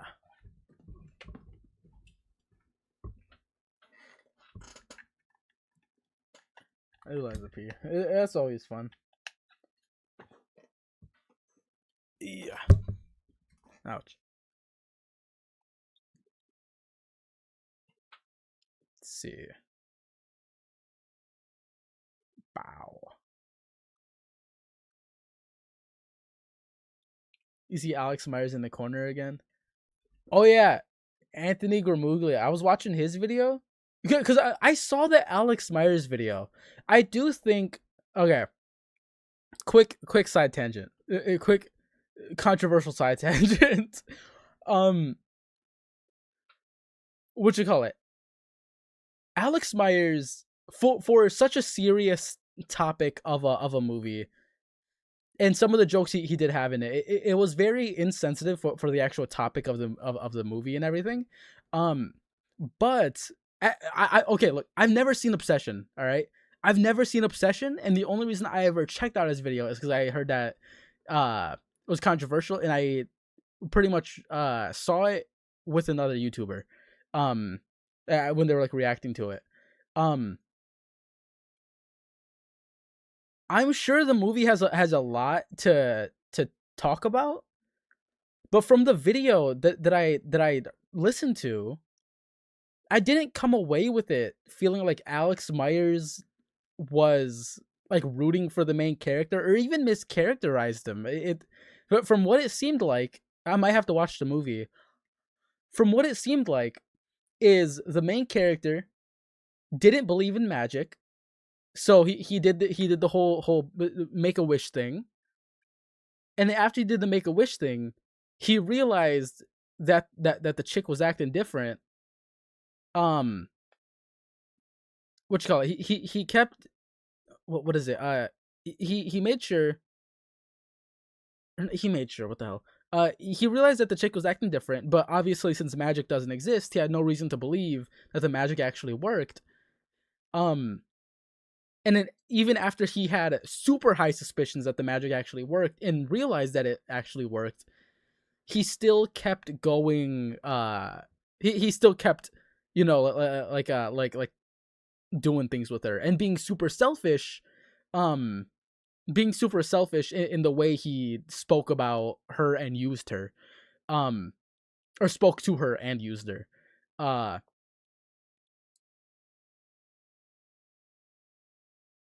And then at the end of the movie, he kills himself. I think because that's why that's how you break the curse. It's like you kill her or kill yourself, one or the other. But I did not come away from the video thinking that Alex Myers agreed or rooted for the main character. What's his name? Bear? I don't it I never came away with it thinking of that. Maybe he downplayed what Bear did. I don't, maybe he did. If he did, I guess that's something to scrutinize. But I don't know if he ever rooted for Bear. He kept making objectifying comments about Latino women. Yeah, he did. He did. That was some out of pocket comments he made. And then another one he made, I remember him referring to the starfish method, or whatever the fuck. But what you call it? I might have to watch the movie because I'm sure there's some stuff he glossed over.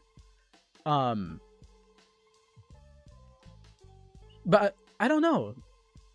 I don't feel like he defended the main guy all too much. I feel like he defended him when the main guy didn't know that the magic actually worked.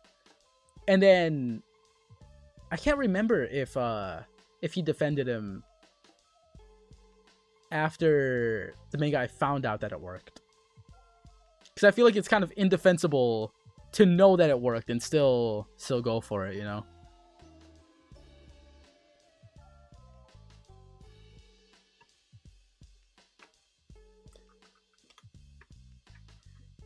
But I feel like even with a video like that, he should know to kind of like tread cautiously. The only Latino woman I know wouldn't stand for this is Iron Mouse.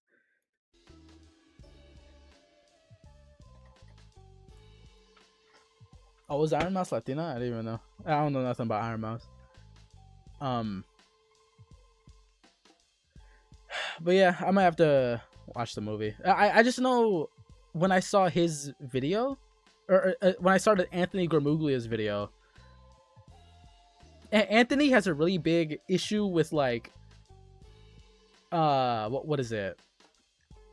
Like watching or listening to a certain part of something and then ignoring what comes before or after, or even like putting it into context of like the entire rest of the video. Because I know the part that I remember from Anthony's video is he's like, he plays the part where Alex Myers says something about the movie being like a movie about like an incel who's just like a down on his luck loser or something like that. But I feel like taking that into context with the video, I don't know, maybe I don't, maybe I'm giving Alex Myers too much credit, but then again, I've never seen the movie. I knew the topic of the movie, and I knew when Alex Myers was saying that it was obviously like the opposite. Like if you're like time to watch a family friendly movie, and then like while you're like watching while you're doing like a Saw review, it's like you don't have to actually also say JK, haha, this is actually Saw, people dying in the family friendly movie. Like you don't gotta say that. It's just kind of implied, right? But I don't know, maybe not everybody thinks like that, or maybe majority of people just saw it as insensitive when I don't think that joke is super insensitive. I don't know. It could be a plethora of things.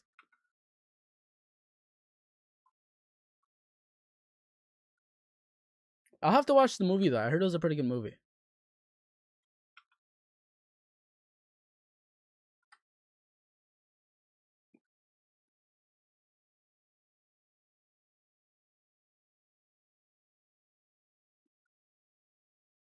This right here, bow.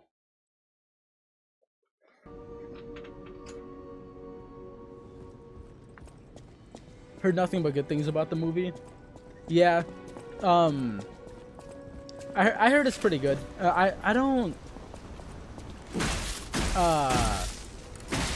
but I don't know. Whenever movies come out and I hear so many good things about them, I feel like I always end up watching them, and I'm just like, okay, that was pretty alright. Like I feel like I'm never like blown away by them or anything. Or maybe it isn't a movie to be blown away by. It's just a movie to like enjoy, right? I guess enjoy would be the the wrong context for, or the wrong thing for that movie, because you don't really want to sit there and enjoy that shit.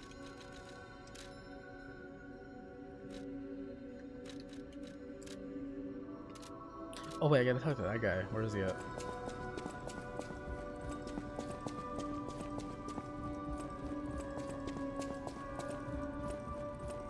Oh, it's you. I am the Hound, a descendant of the city's most aristocratic. Anyone with a worthy spirit is a special. However, you must prove it's up to you. Ooh.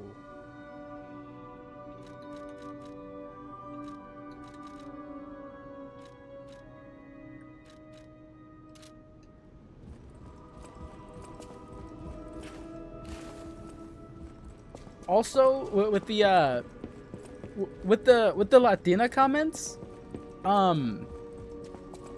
what you call it? With the Latina comment, look, I'm Latino, right? I'm Latino. I don't know. Maybe it's just like the way I grew up and everything, but I feel like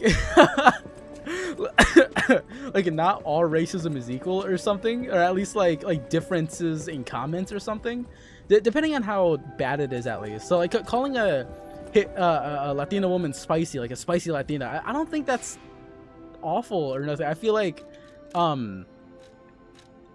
that's kind of fine. I don't know. So it's like, I don't know, like it's definitely a stereotype, but I feel like stereotypes can be fun sometimes. Like that's kind of like what comedy is a little bit, like stand-up comedy, but not in the way the stand-up comedy's been for like the past couple years, where like the entire joke is like punch down on transgender people, punch down on minorities, punch down on disabled people. I feel like the joke would be more accepted if it came from a Latino guy. But I feel like that's like the lightest form of accepted racism. I think like 1% is like fine or something, to an extent, if you're making like a lighthearted joke.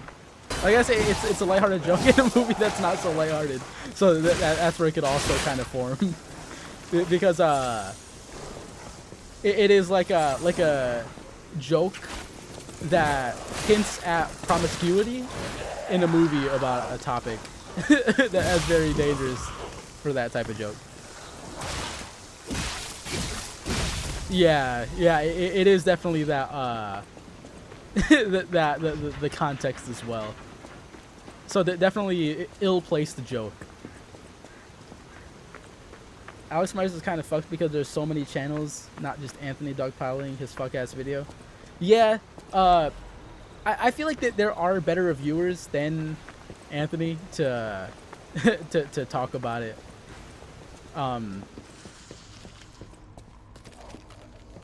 I don't know. I used to be a fan of Anthony Gramuglia. I don't really watch him anymore.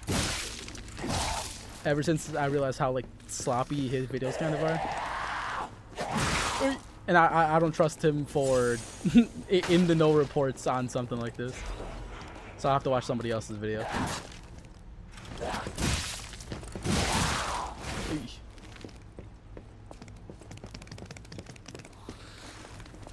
Oh yeah, he did say my Latina writer made that joke, which is an awful like, it's like a bad response. Like what the fuck? Woo!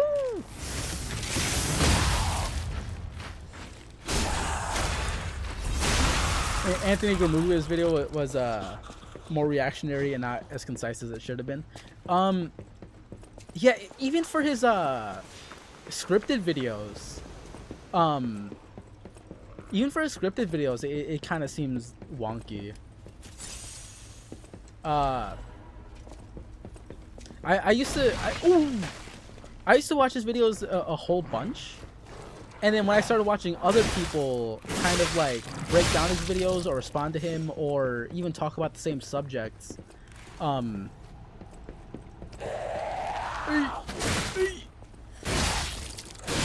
and then I started like hearing him speak about certain things that I know about. I was like, oh, his videos are kind of like kind of iffy. Not even like problematic, just like he's not that great of an essayist.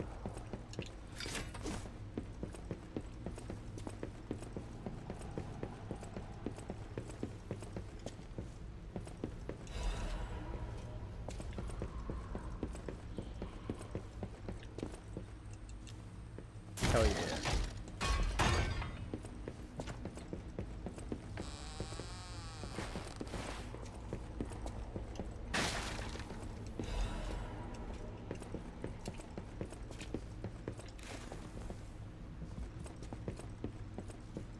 Do you not read every collectible in a funny voice?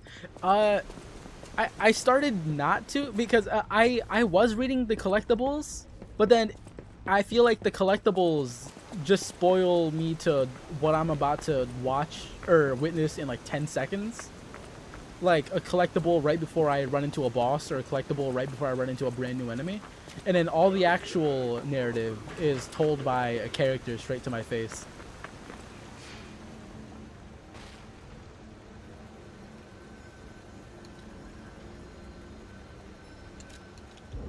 Yeah.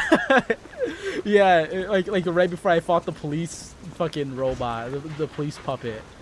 They were just like, yeah, we built a police puppet, but it kind of started going mad. And I was like, oh, okay, cool. Wonder when he's gonna show up. And he showed up like 2 seconds after. Cool.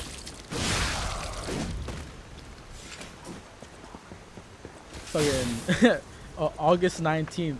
We just created the most deadly fucking virus to ever be conceived by man, and we're keeping it in a super tight compartment that nobody's ever gonna get into. August 20th, it escaped. So somebody is infected, and they escaped.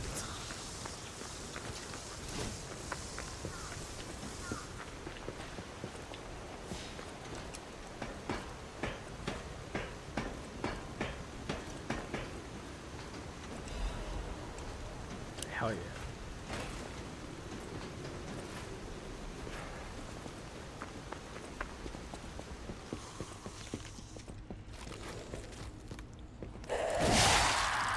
Oy. Okay, that was too early.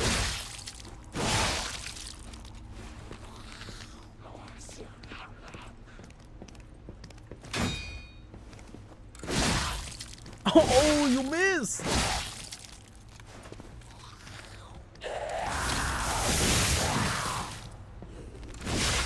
I'm running out of stamina. Eee!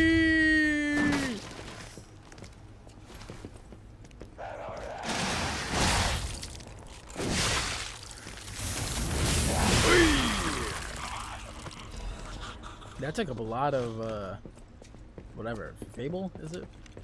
Yeah. Take one.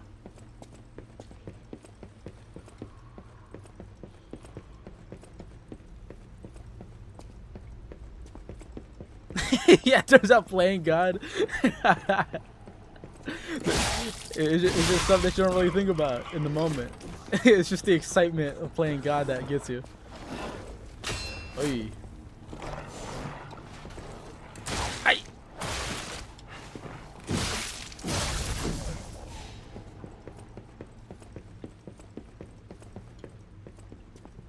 Oh wait, let me do this. Fuck.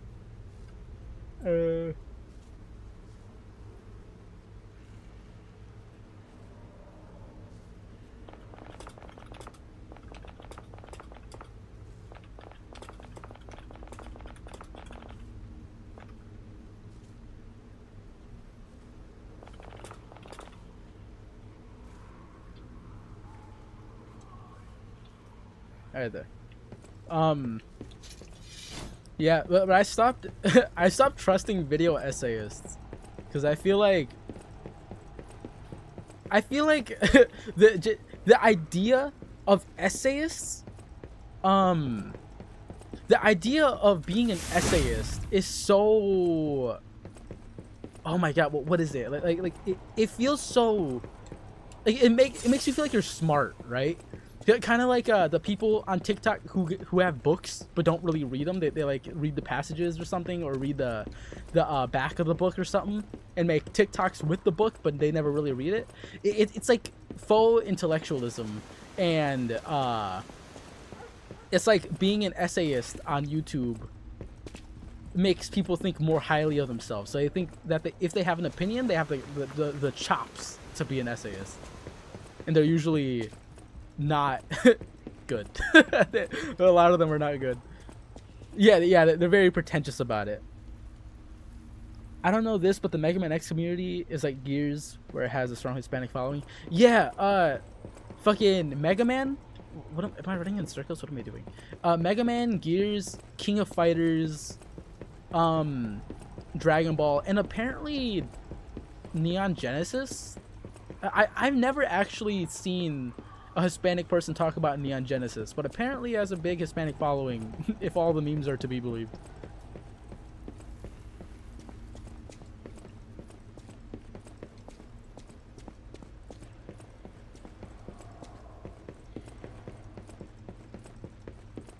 Yeah, there definitely is a difference, but it's just like the idea of being a creator that does that. It puts you into the category of video essayists.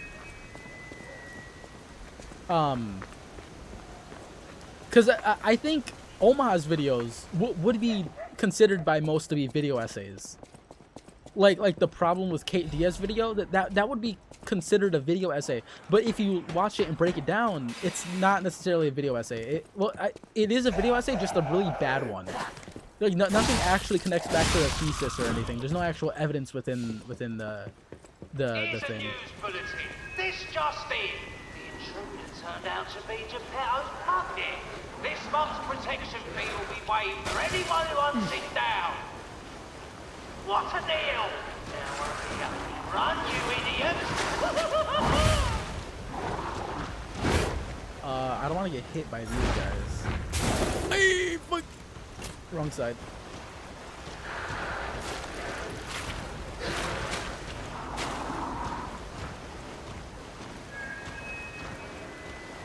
Like I think to most people, I could classify myself as a video essayist. Oh fuck. But I wouldn't consider myself one. Get the fuck off of me! Oh my god, like the worst corner, the corner that nobody in the history of man has ever been stuck on. I just so happened to jump into it. What the fuck?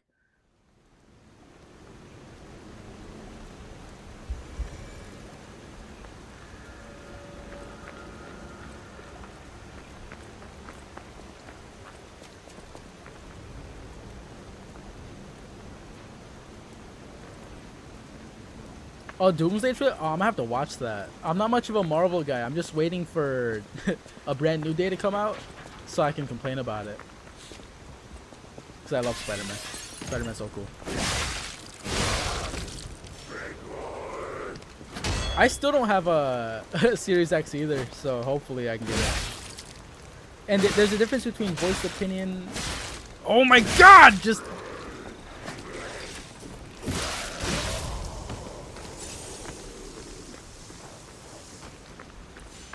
Voice opinion fact, and actual essays with people LARP intelligence nowadays.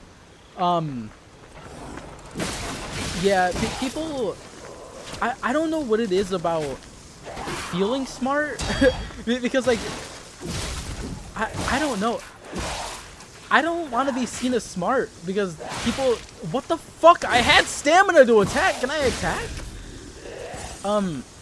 Because I feel like if you're smart, people will come to you for answers. And if you don't have the answers, then people like you have like high expectations. People have high expectations of you if you're smart. And then I feel like if you're meant to know something or meant to be intelligent in some way, people will think less of you if you like if somebody thinks you're smart and finds out that you're actually not, that's like worse than just people thinking you're stupid or something.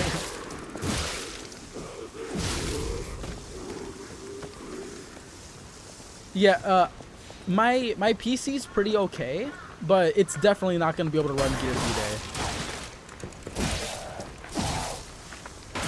Ah, damn it.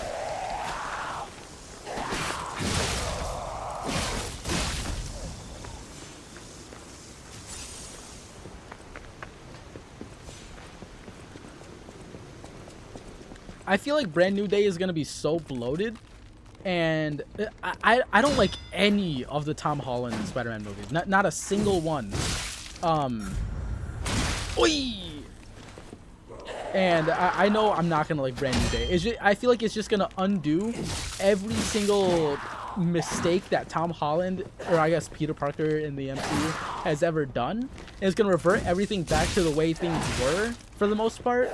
Aside from Aunt May being alive, obviously. And then it's just gonna be so bloated with like all the fucking characters everybody loves in it. It's finally gonna take a step away from Iron Man because that motherfucker's dead, but he was dead in fucking 3, so they just went to Doctor Strange. And Doctor Strange just like magicifies everything. I do. It does not feel like Spider-Man. It really doesn't.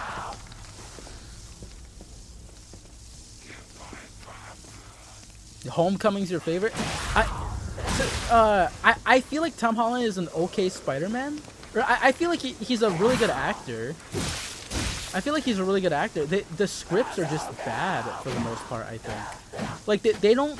I feel like Homecoming is the closest you'd get to a Spider-Man movie, just because he is friendly neighborhood Spider-Man in that one. But starting Spider-Man off in Civil War was pretty bad, because then...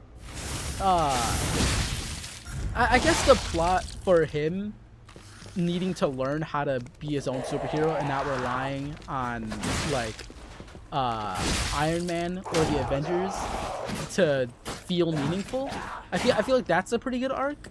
But the New York he's in doesn't feel like New York, and all of it always connects to the grander MCU, which is reasonable just because it is that big of a universe.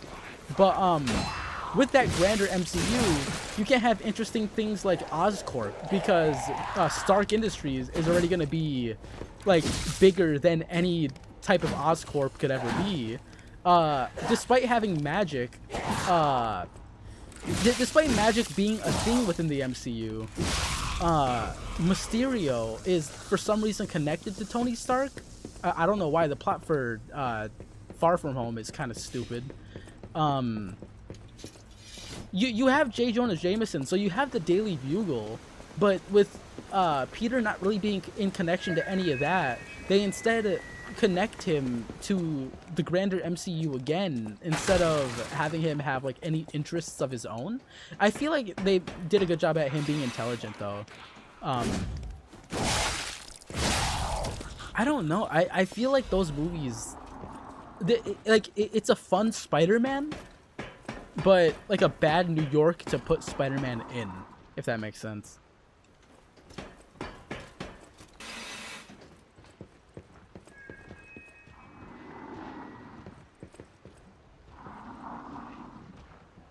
I'm hoping MJ doesn't find a way to love Peter again as much as I love that relationship. I feel like it leaves a tragic aspect to the Spider-Man that needs to be cooked with.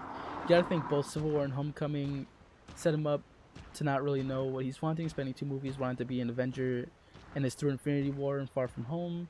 It's like harsh reality check. Yeah, no, I understand all of that, and I think the way they handle it is about the best they could have, especially implementing Spider-Man so late into the MCU. But I feel like Spider-Man works best, or I guess in my opinion it's more favorable when he is Friendly Neighborhood Spider-Man, and he's just kind of like a secondary to a team. So like with the Fantastic Four, or like the Avengers, or if he teams up with somebody, I feel like that's always a pretty good Spider-Man. I forgot who the villains are gonna be in the New Day, but with like the Punisher, then the Hulk, and then I keep on seeing stuff about Toby being in there, but I don't think Toby's gonna be in there. And then with Mary Jane and Ned, and then the new villains coming through, that's probably gonna lead to a bigger villain. I don't know who that villain's gonna be, but since the Punisher's in there, it could probably be Kingpin. Because Kingpin, I think, is also with Daredevil, and then Daredevil is already in Spider-Man MCU. It's just going to be so bloated, I feel, that it's not going to really hit any of the tones, or not tones, but like any of the story beats proper. So I'm really nervous. I hope my return isn't too unexpected. It seems that our fates may be interconnected. Now, do pay attention. You won't want to miss when the king of all riddles says, "Riddle me this." Yeah, it definitely... Wait, let me hear this.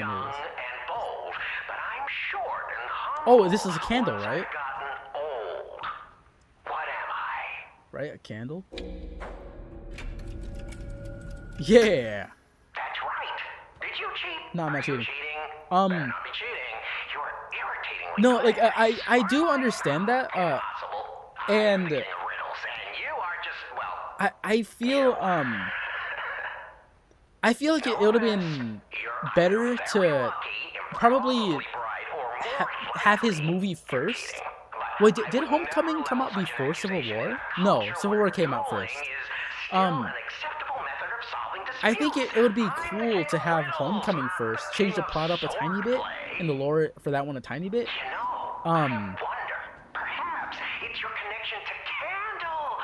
Name another Spider-Man who died in the middle of his origin story. That's the thing too. I don't like that it took 3 movies to get into it. Skip that guy. Oh, I know where that is right there. I think. Wait. So, Toby technically, Spider-Man technically died with Toby in Spider-Man 2. He stopped being Spider-Man for a good chunk of time. Now it's not like a literal death, but so is what you call it? Tom Holland isn't a literal death either. Oh yeah, and they're gonna have the fucking organic webbing, so it's probably gonna be like a man spider thing going on. So yeah, there's gonna be a lot of plots to jumble around.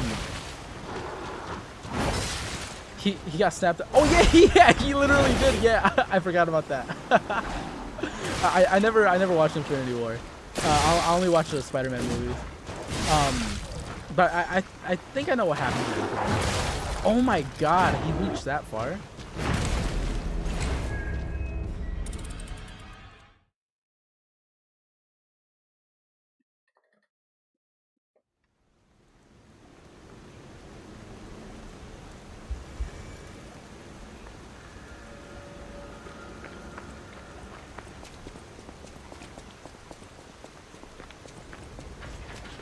I also think that the characters within the MCU Spider-Man, they don't fit the archetype they necessarily, not even like need to, because I don't think every single character needs to be like super comic accurate.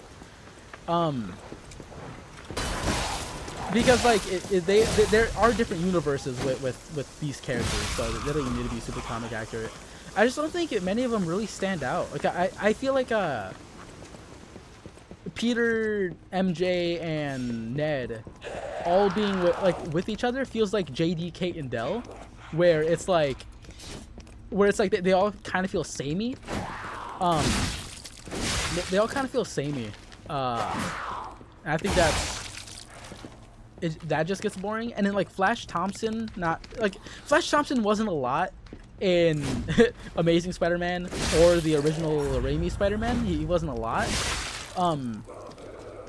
But I like the fact that he was at least like kind of adversarial.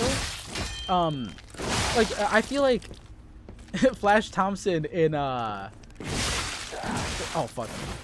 in the MCU Spider-Verse or Spider-Man movie is like I would give him a swirly.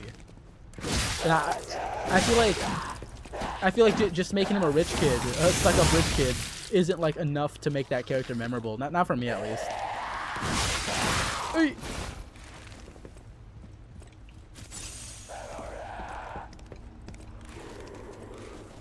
Yeah, he's a high schooler. High schoolers can be bullies. I don't mean that I want him to be like a big and buff 30-year-old playing a high schooler like in Raimi, like in the Raimi trilogy.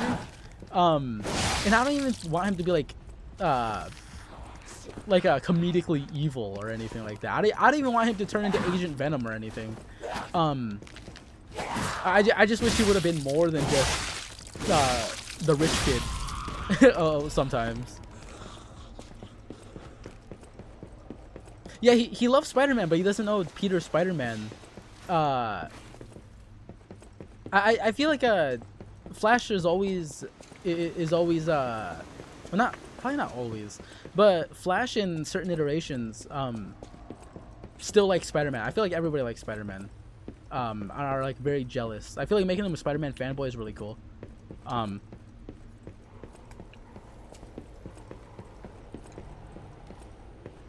I gotta rewatch Homecoming and Far From Home. I don't know, like, I almost fell asleep in Far From Home. Homecoming was like fine enough. I didn't mind that one too much. I thought the Vulture finally coming in was pretty cool. Oh, and then the Scorpion might be coming back for Brand New Day. Oh my god, there's gonna be so many plot lines, dude. In Brand New Day, well, it's gonna be an 8-hour movie. It's gonna be a fucking Snyder cut of a Spider-Man movie. What do you think is a popular Gears line that sounds like anybody could have said it? Like from PvP or in story?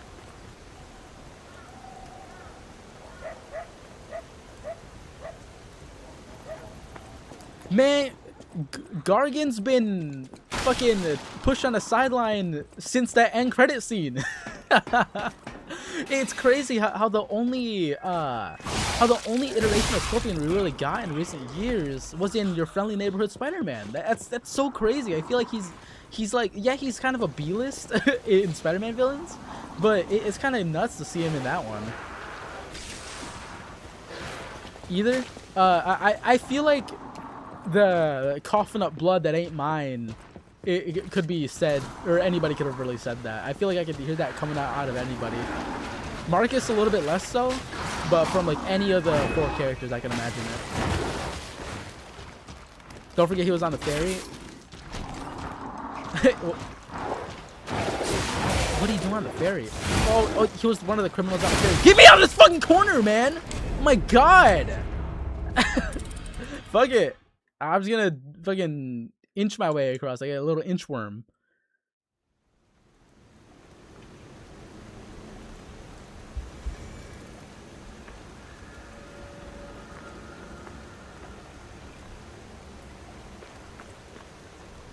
He was the one Vulture was doing the deal with, yeah. But then again, it's like a B-list villain being ramped up, and if he does show up in Brand New Day, then he's just gonna get sidelined by every other fucking character in the movie. Because people don't mind Scorpion, but he's not the type of villain to sit in the same room as like Hulk or Punisher or Spider-Man in some cases.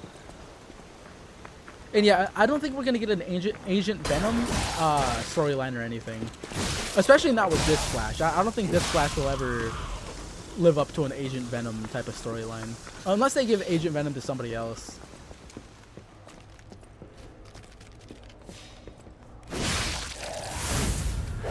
Ah.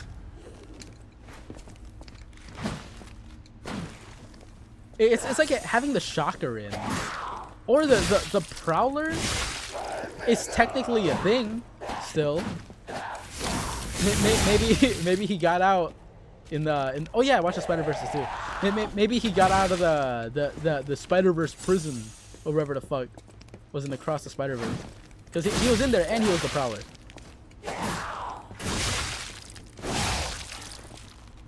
But I feel like with the shortcomings of Amazing Spider-Man, I still enjoyed the Amazing Spider-Man over MCU Spider-Man any day of the week, definitely. The movie itself had its down moments, but Tom Holland and the actual plots that went down within those movies, I feel like were a lot cooler.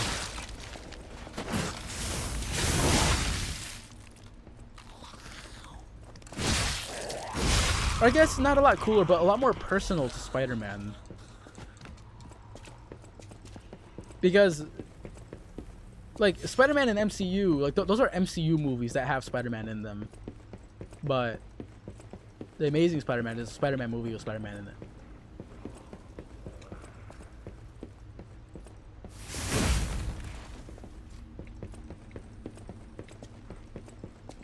And the Raimi trilogy is still my favorite. I fucking love Raimi trilogy.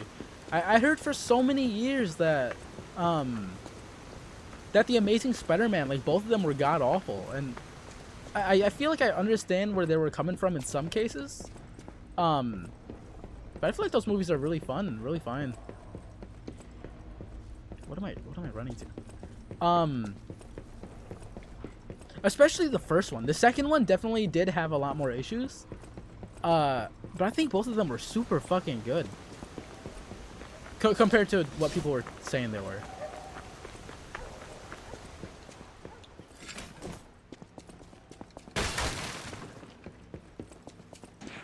Oh, and I loved Peter and Gwen's relationship in those movies. That relationship felt so genuine and good, and I think it helped that they were dating at the time. So all that stuff probably was like all that stuff probably was natural. Oh, yeah.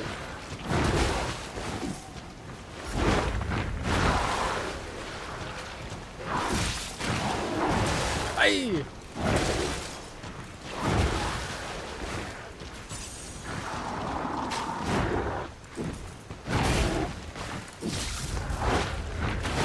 Oh, yeah, I didn't know he was gonna do a 180.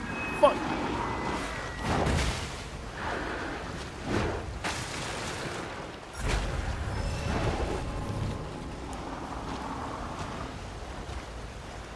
Also, I think Andrew Garfield has the perfect body type for Spider-Man. Him in the Spider-Man suit, oh my god. Even Amazing Spider-Man 1, that homemade Spidey suit, or I guess technically the homemade Spidey suit, the main one that he wears that film, not the one that he slaps together in like 5 minutes. That Spidey suit is still fucking hard as fuck. And Amazing Spider-Man 2, that's the perfect Spider-Man suit in live action. I don't give a fuck how comic accurate the new one is. I don't give a fuck about comic accuracy. I don't give a shiz nor a funk. But that Amazing Spider-Man 2 suit, that suit is amazing. Amazing.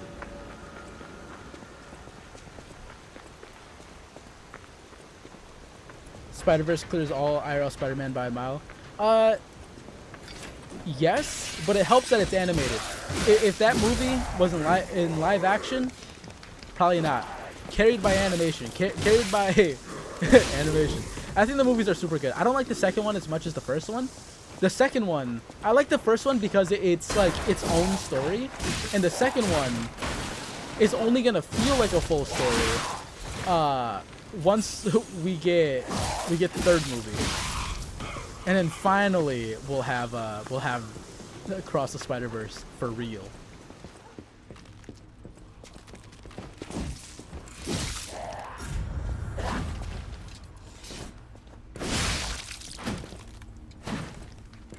the Raimi Spider-Man movies, as campy as they were, are some of the dopest superhero movies we've ever gotten, ever. And that's facts. That's not even like bias or nothing.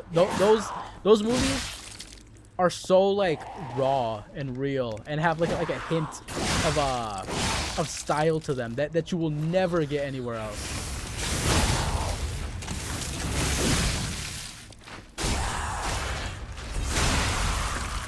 And that train scene, oh my god, don't even get me started. Don't even get me started. That train scene is better than anything in any other fucking superhero movie.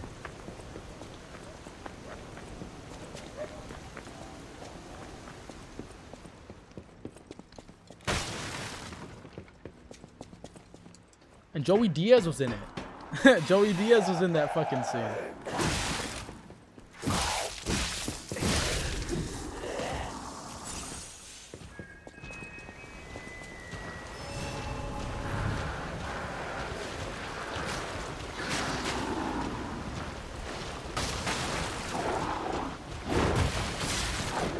God damn. Yo, what is up with this fucking area? This is like hell. Oh my god. At least I got the shit there. Fucking inch by inch. Let's go.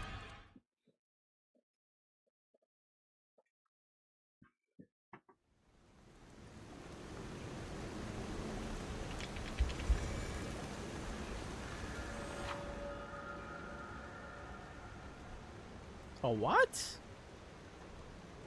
Wait, do I have that?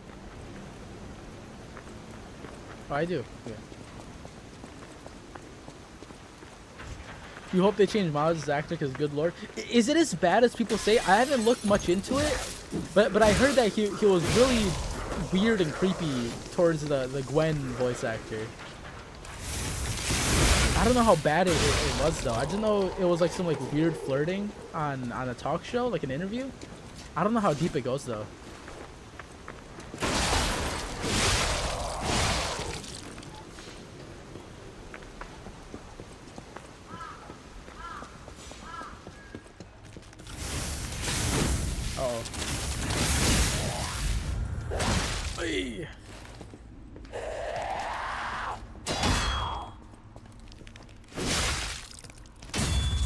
Oh no!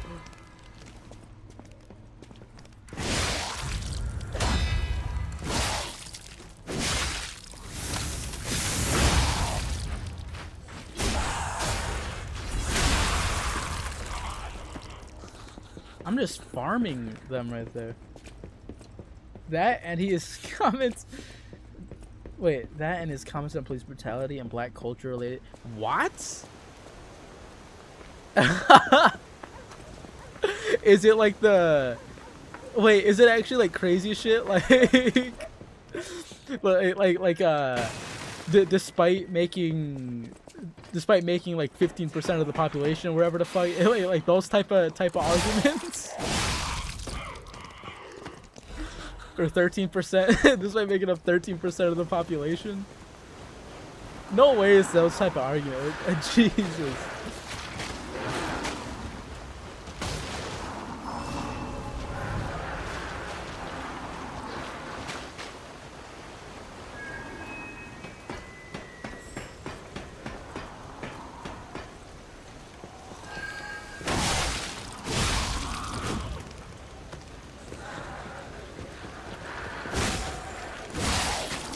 Uh-oh. Oy. I'll take that first. Ah!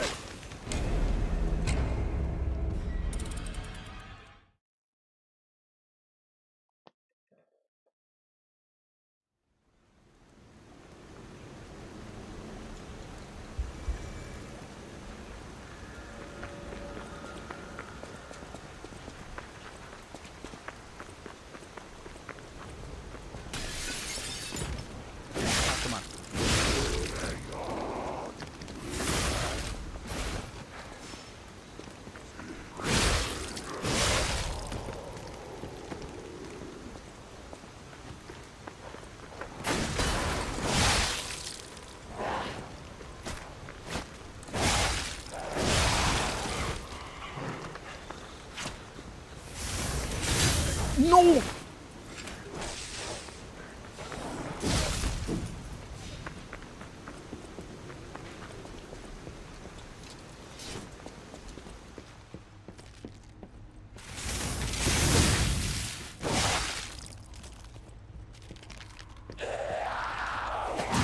Damn it.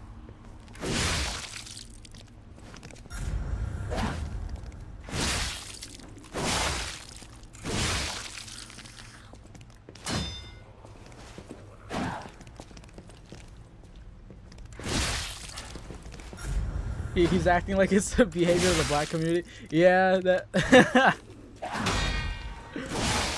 Yeah, I've heard people argue some crazy shit with that. It's fucking nuts. I can't imagine being part of a community that's so obviously disproportionately like affected by systemic racism and like not seeing it. Like I can't imagine being in a scenario like that or having a mindset like it. Maybe it just depends on the upbringing, or maybe it depends on like a certain pipeline or type of or maybe like it depends on like a sort of what's the word, like self-fulfilling prophecy, where it's like it's like the opposite of what's supposed to happen with that concept, where like instead of hearing it and playing into it, you're hearing it, and if you do make it away from that concept and don't fulfill that idea, then it's like obviously a them issue and not a color issue or something like that, you know?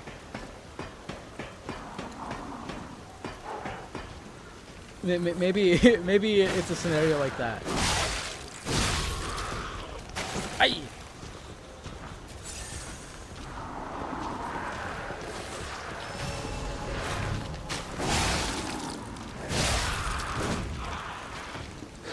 Oh geez, I gotta grab.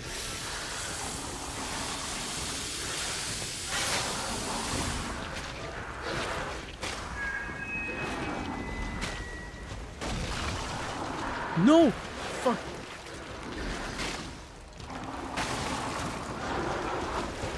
Hey.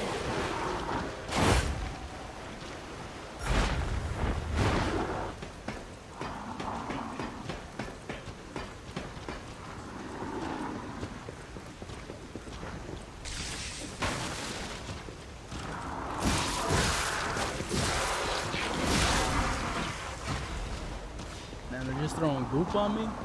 That's it.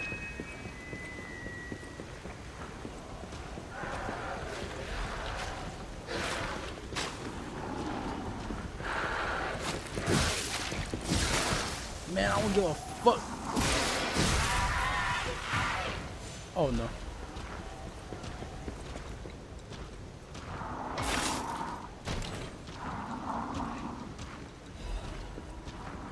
Ooh.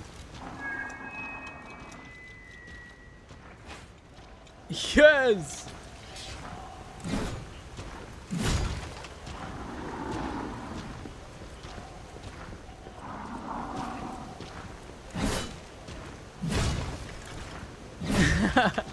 I don't know. What if he does the motion capture for Miles? Maybe he can play a good Miles. Maybe he does the motion capture for him.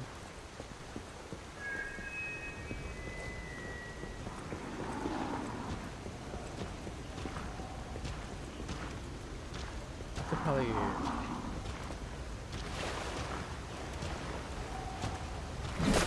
Ah, get over here. No! Okay.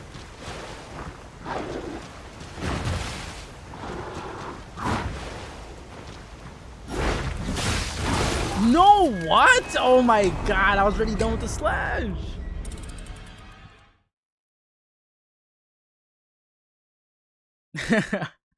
Yeah, fucking. I don't know what other actor could play Miles. I feel like I don't know. They're just gonna get somebody famous. They're gonna get they're gonna get fucking Kevin Hart to play Miles, and then make Dwayne Johnson play somebody else, play Genki. They're gonna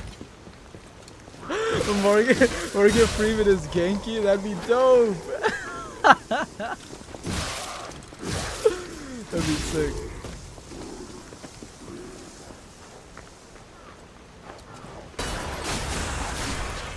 Morgan Freeman. That'd be cool too. They can get Morgan Freeman to play. I guess his Uncle Aaron's out the picture. But he can go into the future, and then Miles can be old.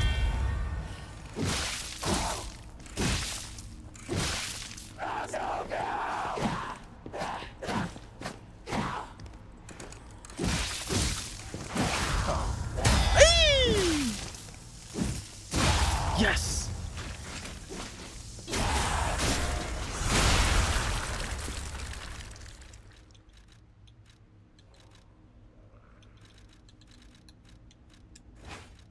No way. No. Best of Corey. Damn, I've been getting those only plays. Fucking, I think they're like AI songs. I'm sure they are, because nobody would actually put their fucking time and effort into some stupid only play shit.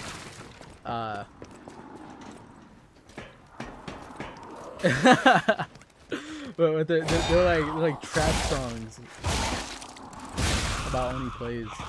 They've been stuck in my head all day. They're funny as shit. Hey, get over here. I think Only Plays is dope, but Zach Hadel's like the only funny one, really. Ah.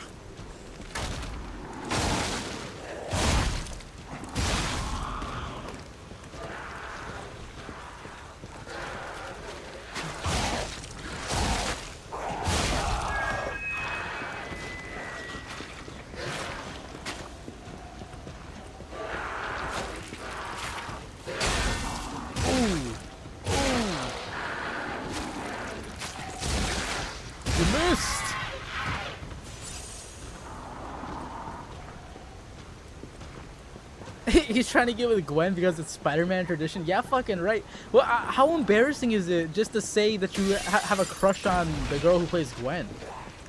It's not even like embarrassing or nothing. Just say you have a crush on a fucking pretty lady. Like, right there, boom. I feel like putting the tradition thing on it is like creepy. It's creepier than that. Like, what the fuck? What, fellas, is liking women gay or something nowadays? I don't know.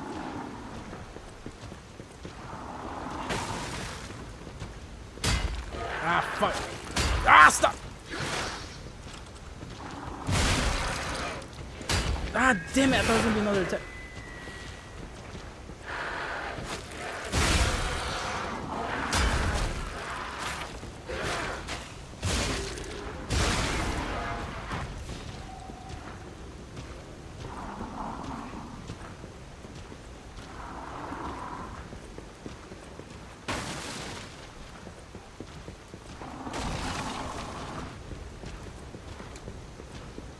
I'm gonna land on this guy. No, get back here!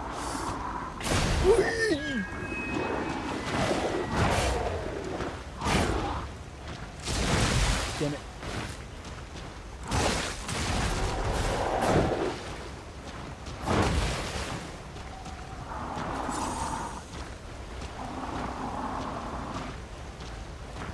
Wait, extra transcript getting flagged for AI? Wait, is that true? What? Or did you check it out yourself?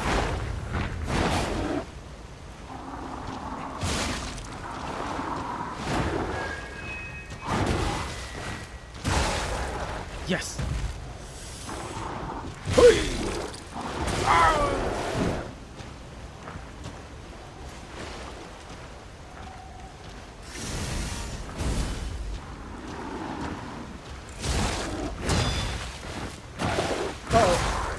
Yes. Ah, that's so much damage.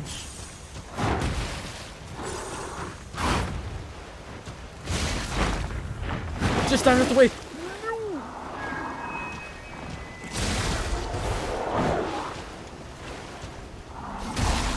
Burn, bitch. Ha, who wants toast? I like them crispy on the outside. Calm down. I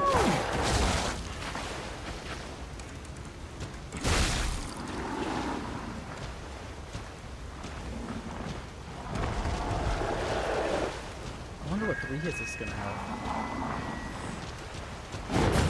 Yes. I'm so scared. Stop.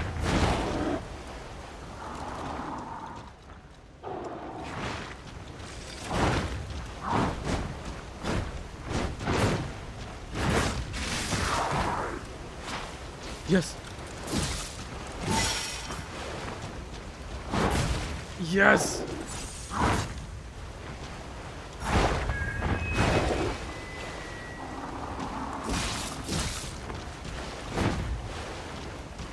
Oi.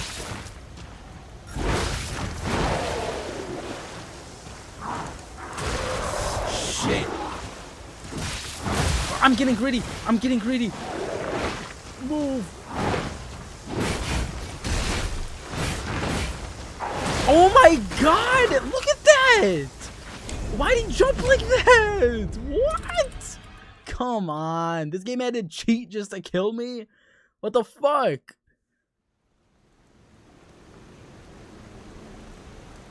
It's not his original script, and only the copy-paste of YouTube's auto-gen captions as a transcript, but it flagged as 25% likely AI around the repetitive sections, which there is many. So I'm thinking he used a tool to help flesh out his points, or he just really sounds like AI when trying to narrow down his point.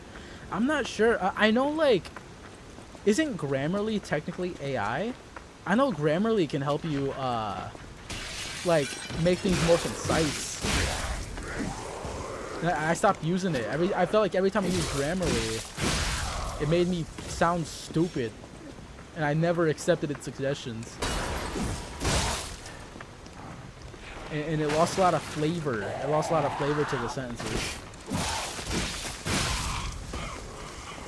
Ow! No! Grammarly you really don't trust? Yeah, fucking... I hated it. I had it for like a couple weeks, and every single time I would type something, it would be like, yeah, that's okay, but try this. And it's just like a watered down sentence that I don't fucking want to talk. I don't want to say. I don't want to talk it. I don't want to speak it. Ooh.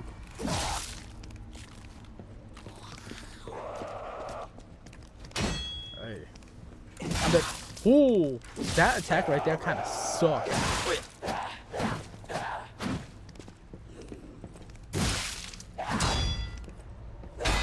Look at that. Aye, not fast enough.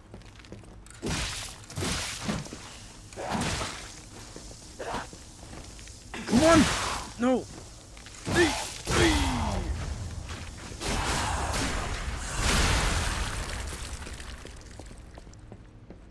Just wait until I meet the clowns. That's just gonna be easy. This game's fucking easy. You see how I had to cheat to kill me? That's how easy it is. It's like, oh no, he's having such an easy time. Let me cheat.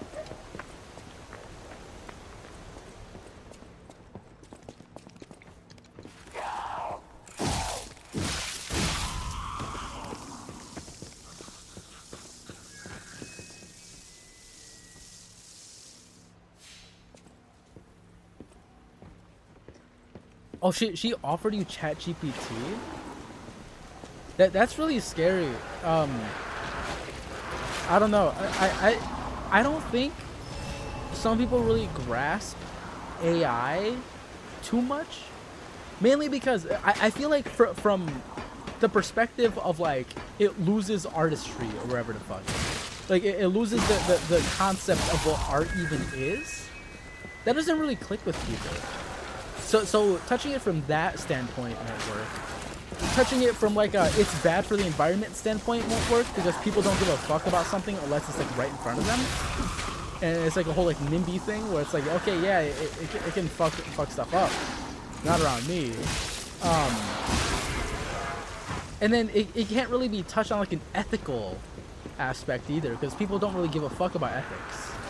So it's so hard to actually speak about AI and its ramifications to people who aren't tapped in, or people who don't really care about art.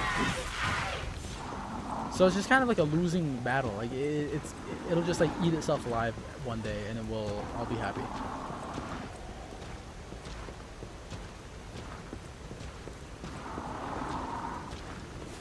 Yeah, what's the point of an RPG if you don't like the RP?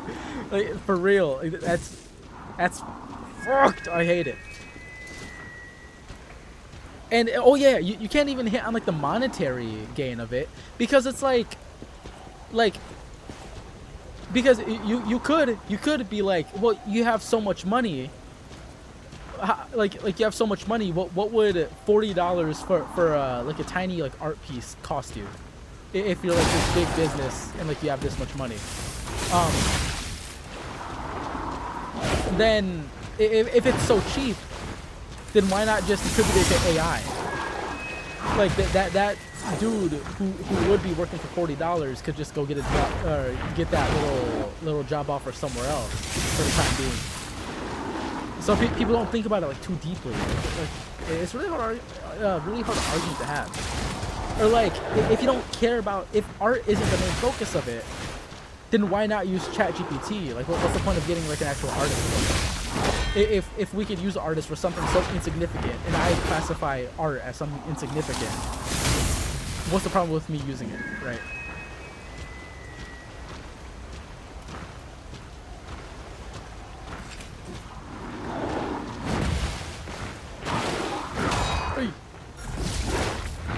I'm dead! I pressed B, but I guess fucking not.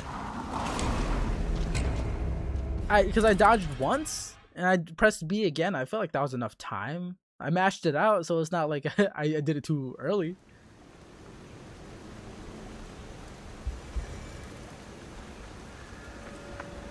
Yeah, I know a couple people who do art.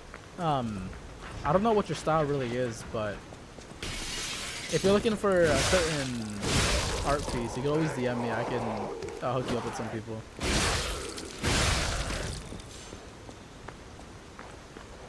Yeah, so TC knows what the fans want.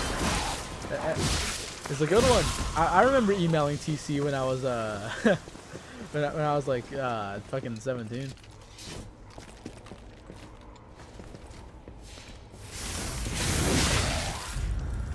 Woo!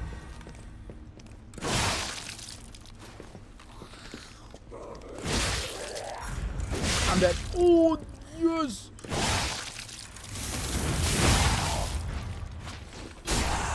Yeah, I like other creatives. I really like other creatives, and I think younger creatives as well, like people who are like 18, 19, like finally like putting themselves out there. I feel like that's really scary, and I feel like the younger you do it, like the more beneficial it is. So they're taking a big leap that I never fucking took, because I didn't actually fucking have a conscience until I was like 20. But I feel like it's really big. The younger people are, the more benefit they'll have for putting themselves out there. And speaking to other creatives is really helpful and really fun, just to hear other processes of doing things. Like, I don't know, maybe it's because I don't use AI, but I can't imagine somebody, like two AI users having a meaningful conversation about like different prompts or something. Like, I can't imagine that. Because it can honestly work in a cycle. It's like, oh, how'd you get that prompt? Oh, I asked ChatGPT to make the prompt for me, and then asked ChatGPT to make the picture for me. So I didn't have to actually think about any part of it. Like, oh, okay, cool. Well, what prompt did you use? Okay, I use this one. Oh, cool, man.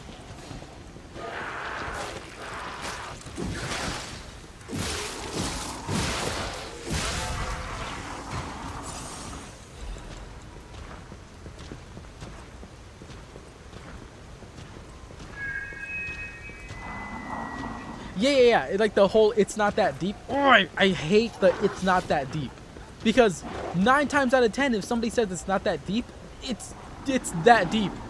It's that deep. Deep thoughts with the deep.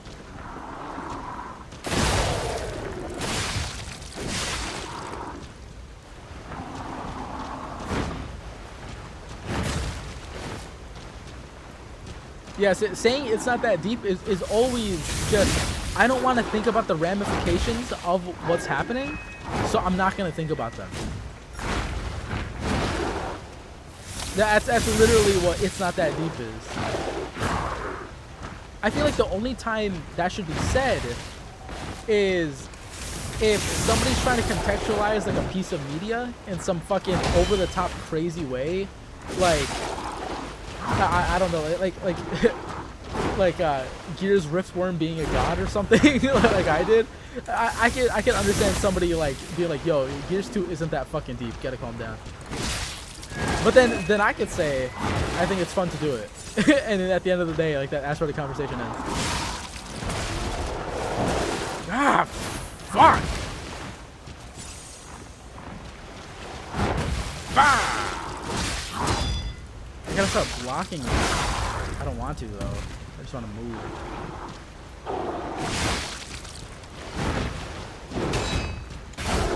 Calm down! Oh, you see that? You try to cheat again.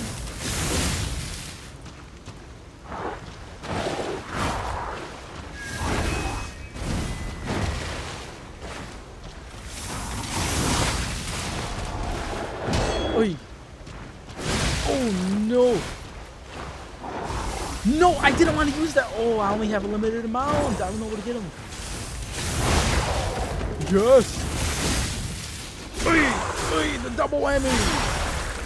Double whammy.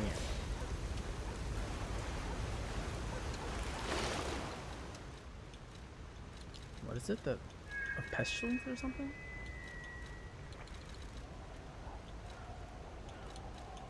Oh, patience amulet. I think it's this one.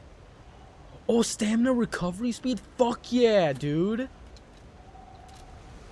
It's like the Grass Crest shield from Dark Souls 1, from Software's iconic hit.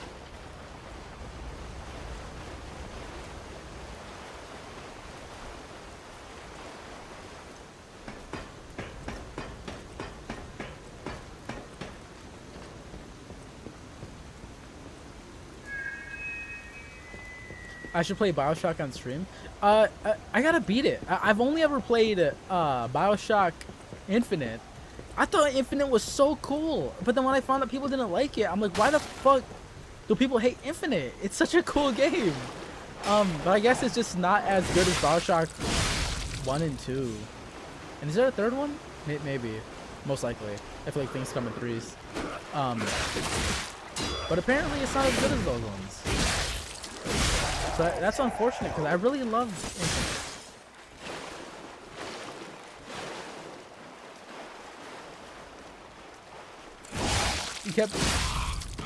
You kept talking and one of your mom's exes told you, "Hey, I like that movie." Yeah, I feel like, I don't know, if you like something or if you don't like something, I feel like it's just my opinion is always valid. Like, it's always valid. But I feel like it's always, like, still fun to realize why you do and don't like something. Because, like, if I do like a character,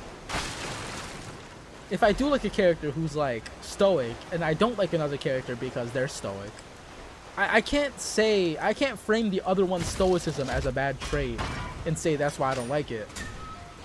Because then I could say I don't like the first character either. So I think, but I don't think people have thoughts about that shit. I feel like that's nerdy shit. But I feel like it should be normal shit.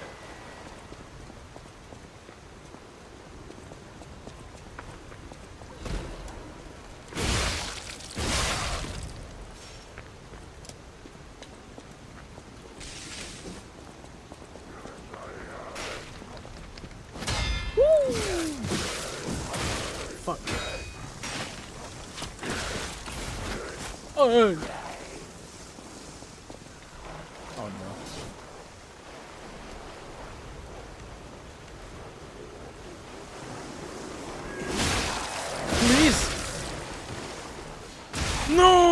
I didn't know he was gonna jump at me. I thought he was gonna slash me.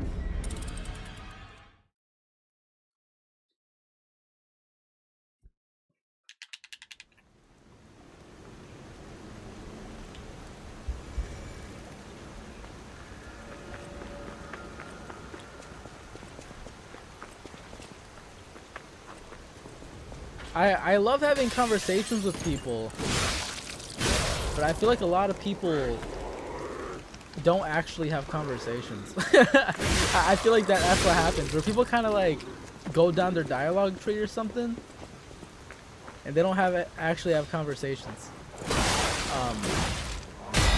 Oh, that was a perfect guard. Like the most perfect. That was the most perfect guard. I've seen a lot of guards in my time, but that one, they said, wow, that one's so perfect. Ah.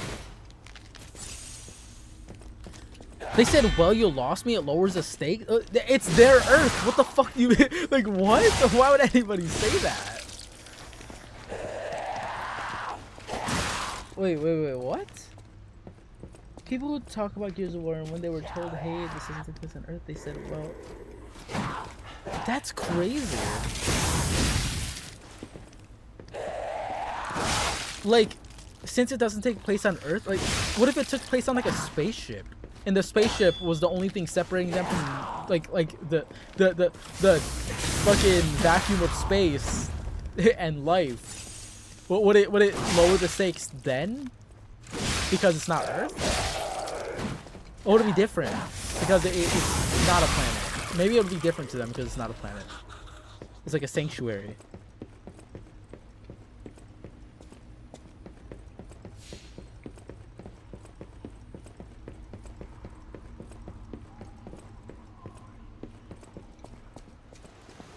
I always like asking people why they think a certain way, but I think a lot of people take that comment, or I guess question, as like an attack or something. So that's when you just get the just my opinion bros.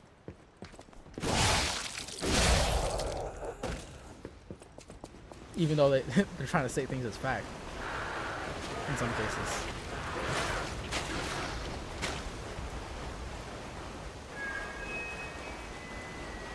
You get the Opinionheimers. That's not even it. That one doesn't even make sense. Don't fucking use that. I'm not using that anymore. I don't know what that's supposed to mean, but thought it sounded funny, I guess. Alright, go ahead and use it. I'll use it. I'll continue using it. It's funny. I'll think about what it means tomorrow.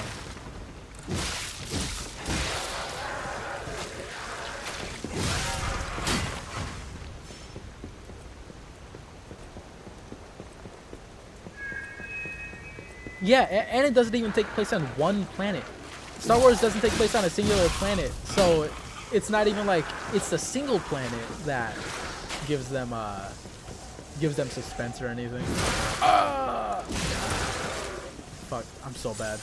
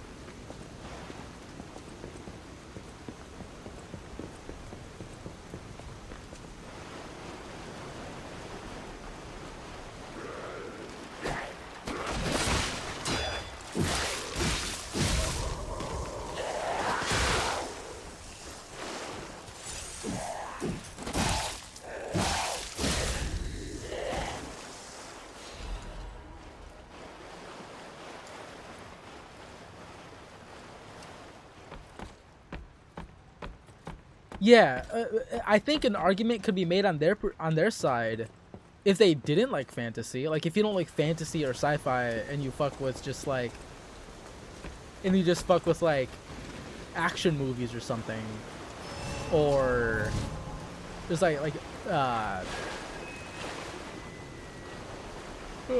but like personal movies, but can't fully accept fantasy. I can understand that. if they just didn't like fantasy in general.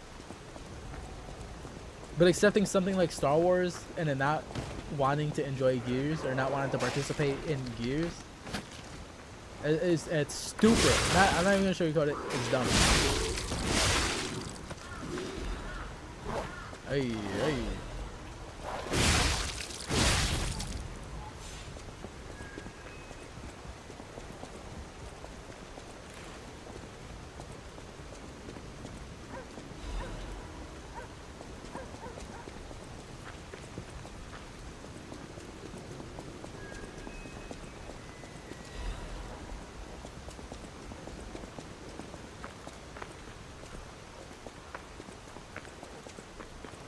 I will.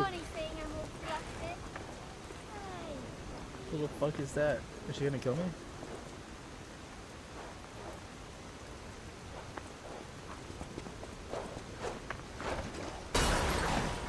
Oh my god. Why is everything here trying to kill me, man? Can I get a friend?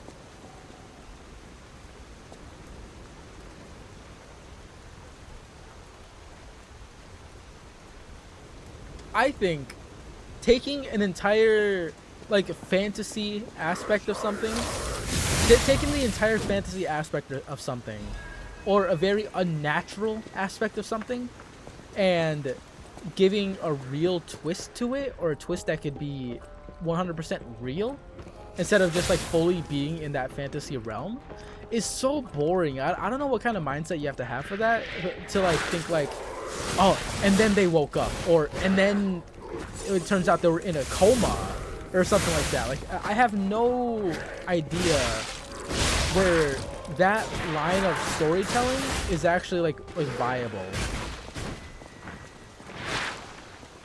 Like with The Walking Dead, I did not know that was gonna come out like that. Like with The Walking Dead, people had theories at the beginning that Rick was actually in a coma. And it's like, that's so whack, man. Like, what the fuck?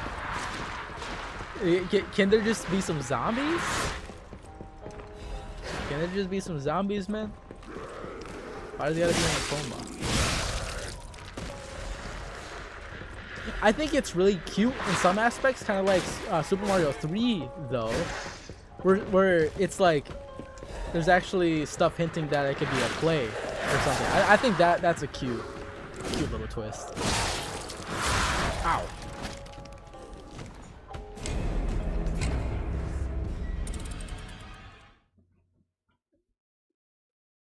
Or is it World? No, it was 3. Yeah, it was Super Mario 3. That's with the Tanuki.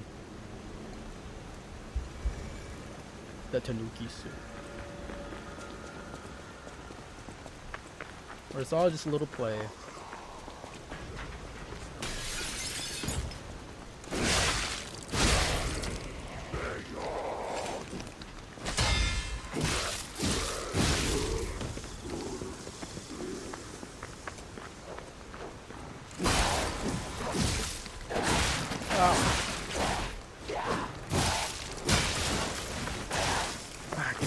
Off of me.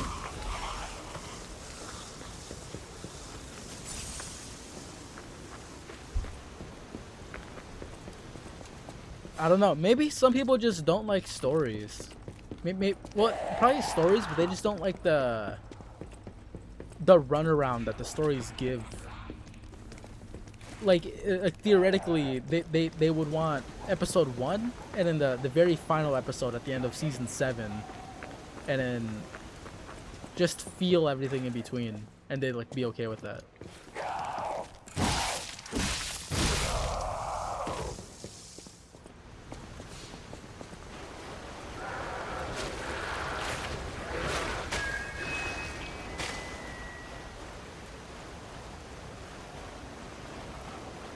Yeah, like it not being on Earth lowers the stakes. By the way, this is a theory that I have, that I 100% am gonna believe in, because it just makes sense, and it's just something that lowers the stakes. Oh. I'm gonna die. Ooh. Ooh, best of course. Put it in the book, that's a story.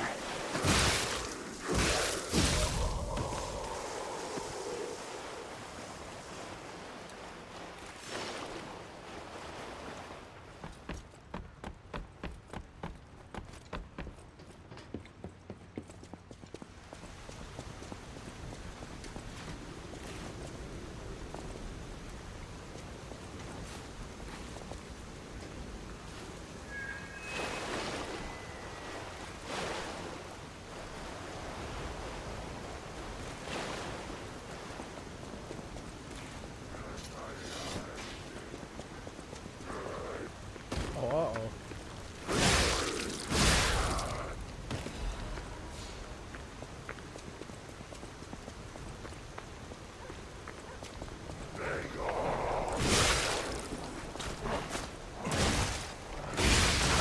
Ah, fuck, man.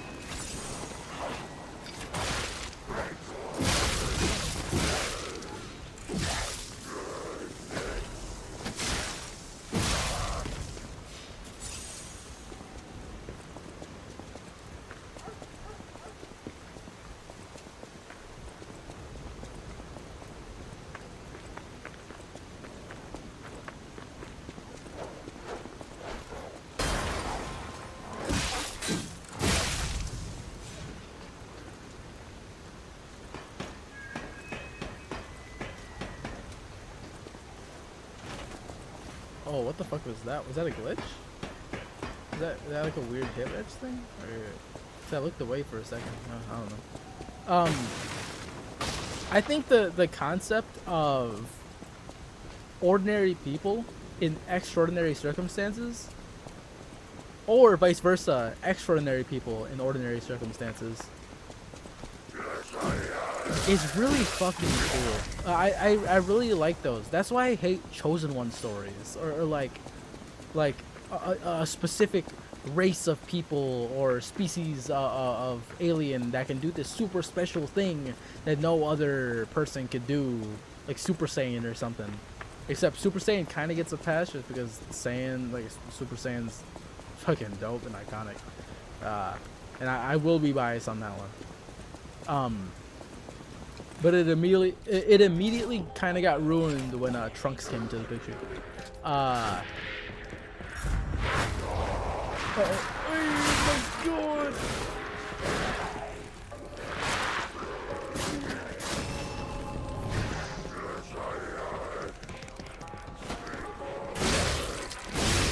Yeah, yeah. Cliff just thinks he's fucking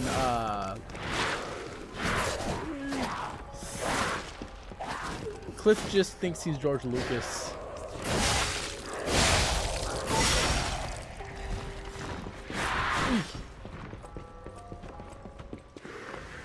Cliffy P.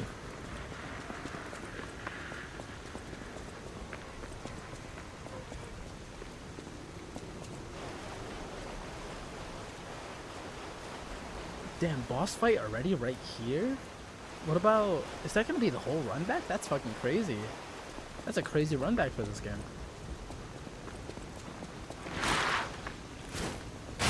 Man, he turned with it? Oh my god, man. I'm sick of it. I'm sick of it. Oh, there's a thingy right here.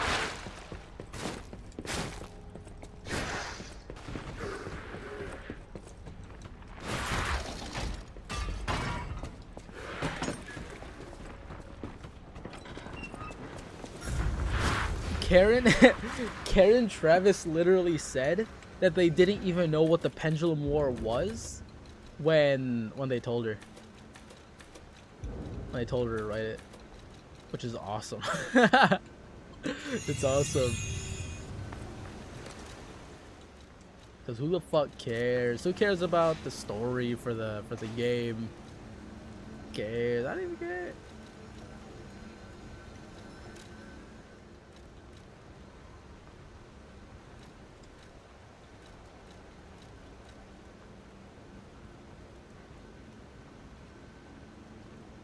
Ooh. The damage goes down a tiny bit. I'll try it.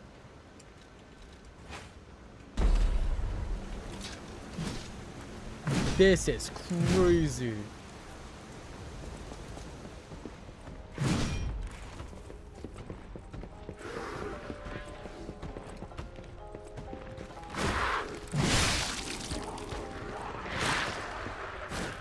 I kind of want to watch Dune, but those just 3-hour-long movies, man. I'd rather just read the book at this point or something. Cause what the fuck, 3-hour-long movie.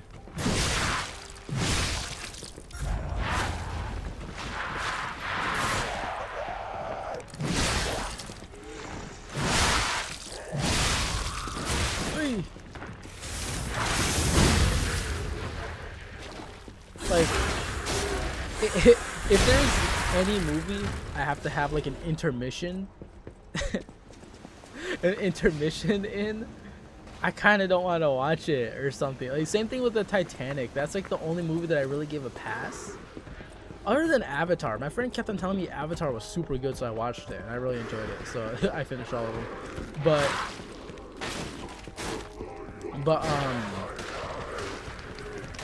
what you call it? Titanic.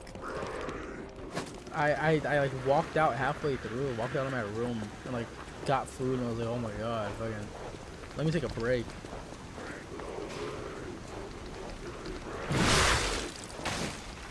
Ah.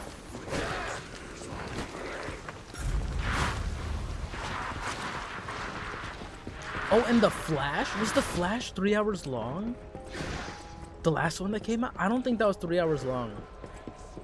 I think it was just 2 hours long. Like 2.5 hours or something. But that movie fucking sucked so bad.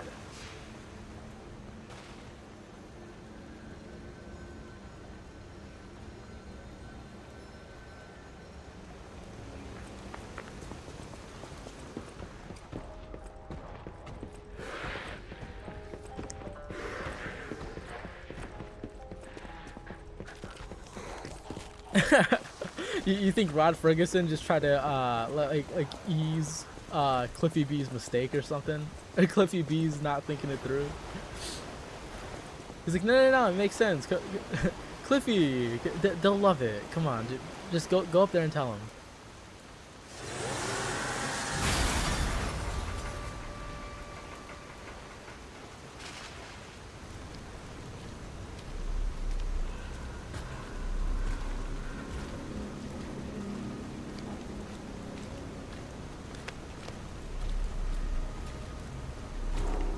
That guy looks sick.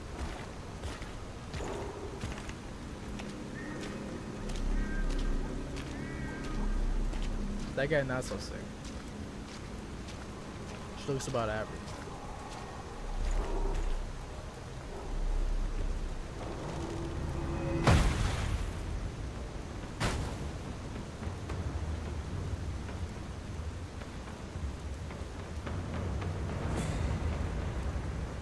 I didn't even fucking lie. What are these guys talking about? My nose hasn't even grown. Bring it on. You ain't seen nothing like my brother. That's a cool sword. Can I have that? Oh my god.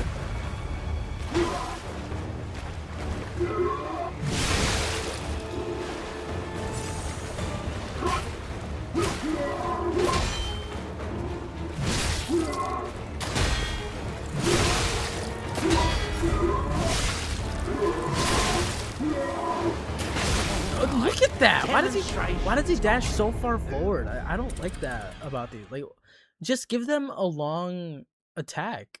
Give them a long range attack, but don't make it seem like it's gonna be one attack and then actually have it track you when you like dodge it. That's fucking stupid. I don't like that.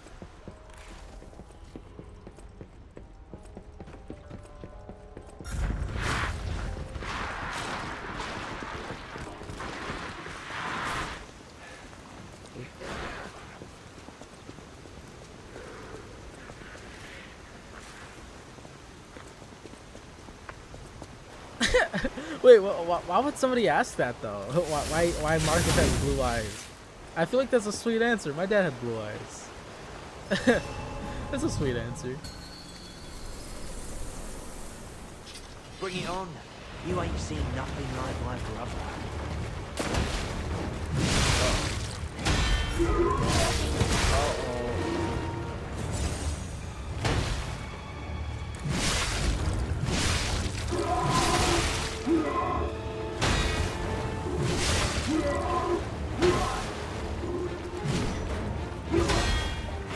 Oh, I know he's gonna attack again and again and again and again.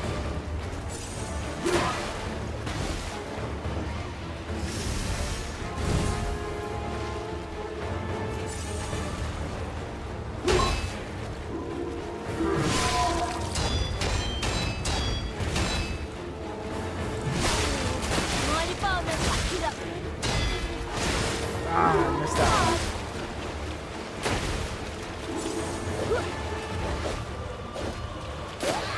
Yeah, you can sit to the side. I'm fighting the guy with the big sword. I want his sword. Man, I said get out of the way! I'll kill you!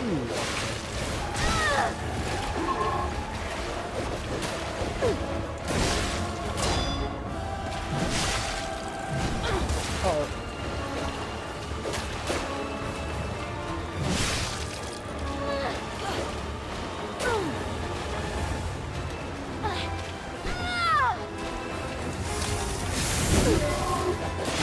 Oi! It's been a while since I've got anyone 6 feet under. Rest in peace, Geppetto.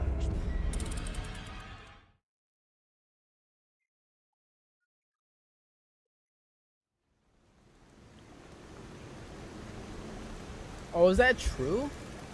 I guess I never paid mind to that.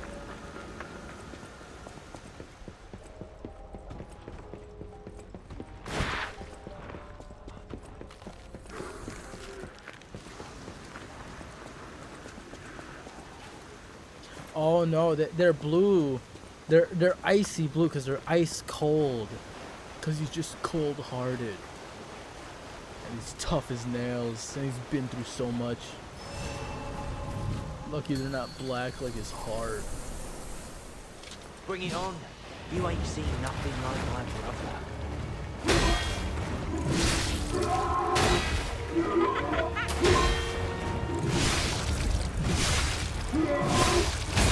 Oh!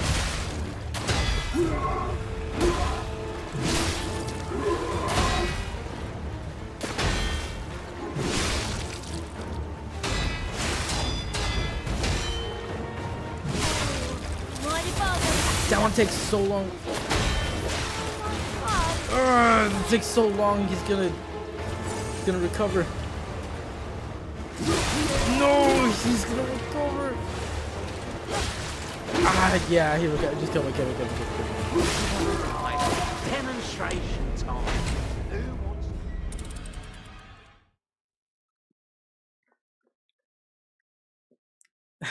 Because they're ice shards, they're all somber and sad boys.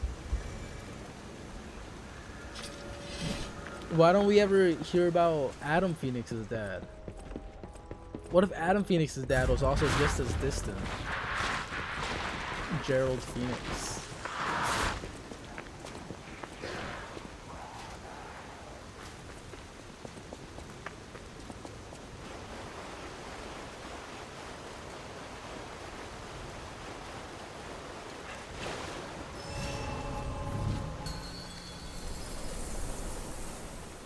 Bring it on.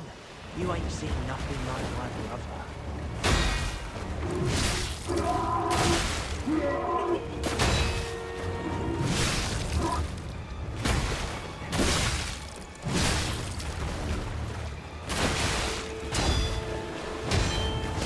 Ah.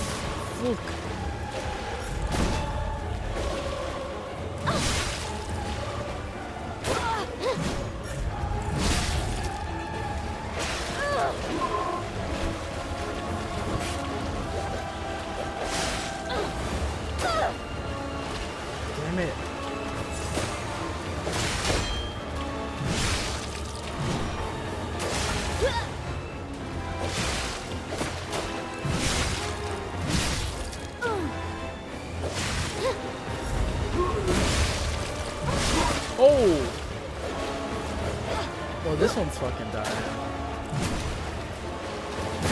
Oh no! Knock him out, bro!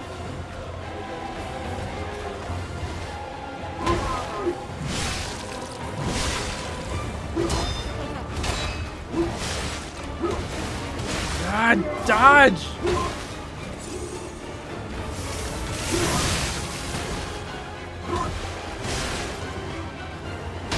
Ah, too early. Ah, too early!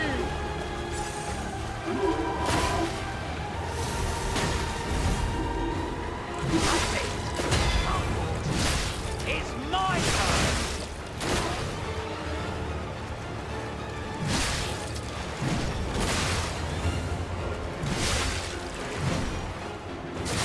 Oh, I ran out of stamina.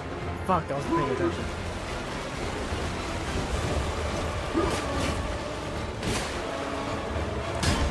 Oh.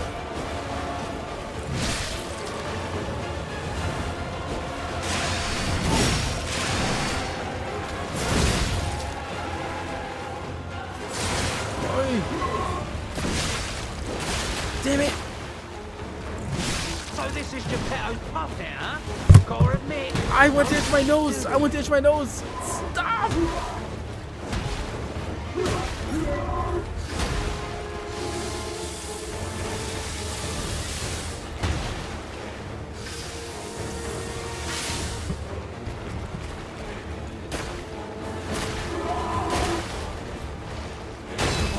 Oh no!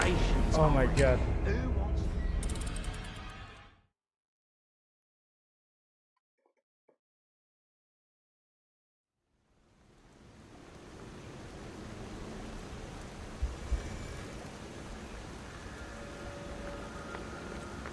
Oh, does he do that in Anvil Gate? I never read Anvil Gate. That's one of the ones I haven't read.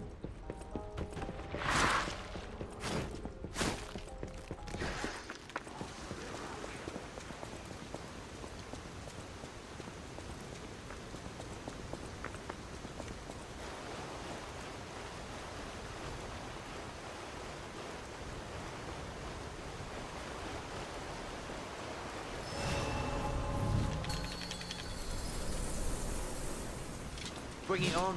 You ain't seen nothing like my brother.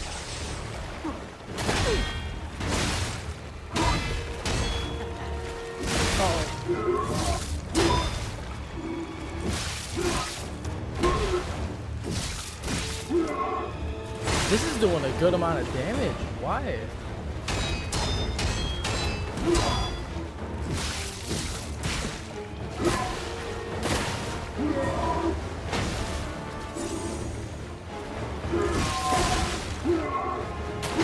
Ah, fuck, man.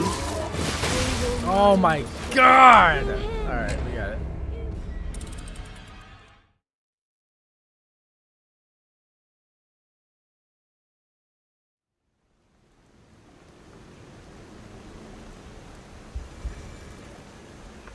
I only have the audiobook version of Ascendance. I gotta get all the novels. I think the only one physical that I have is the Slab.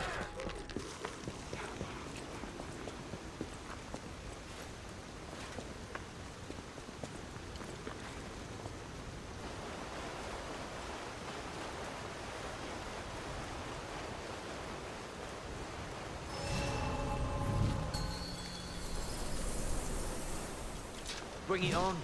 You ain't seen nothing like my brother.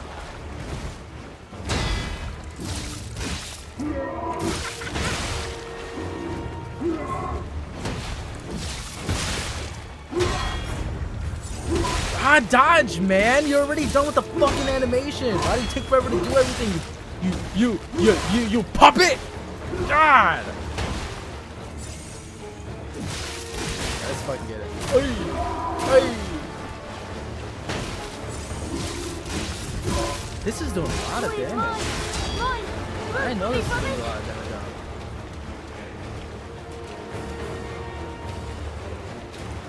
What about this one?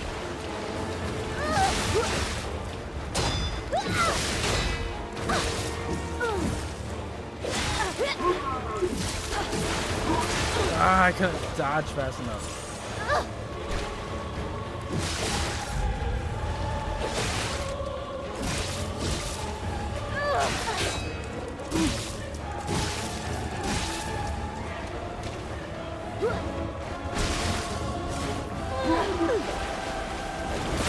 Ah, fuck, I messed up the dodge again.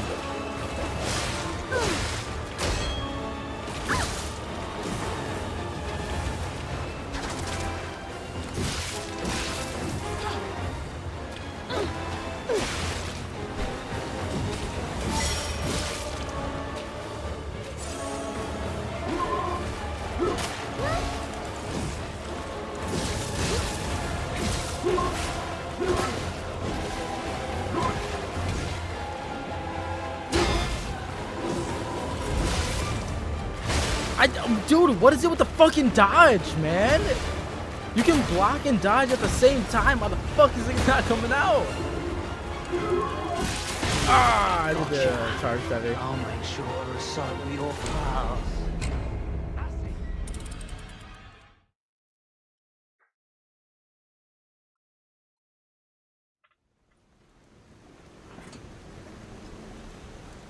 I only got one version of the slab, and that was in high school.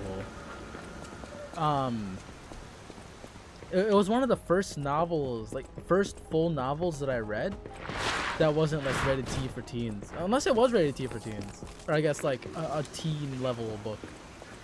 But I think that was the first mature novel that I read.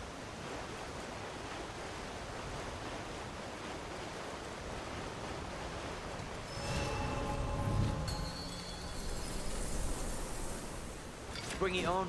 You ain't seen nothing like my brother. Ah, fuck, I messed up.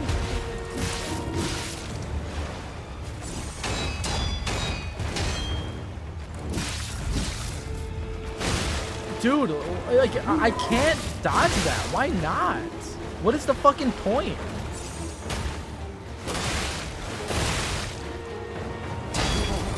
What is the point? Why can't I dodge that move? Does it take away my iframes? Is that what it is? I don't fucking understand. Why does that take like? I'm not dodging late. If anything, I'd say I'm pressing the dodge early because I'm not trying to dodge last frame. I'm just trying to get the fuck out of there.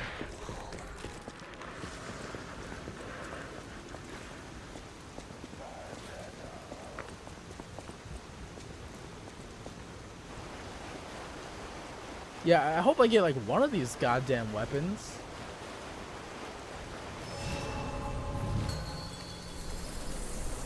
Wait, your mom fucking loves deers? Dude, that's fucking sick.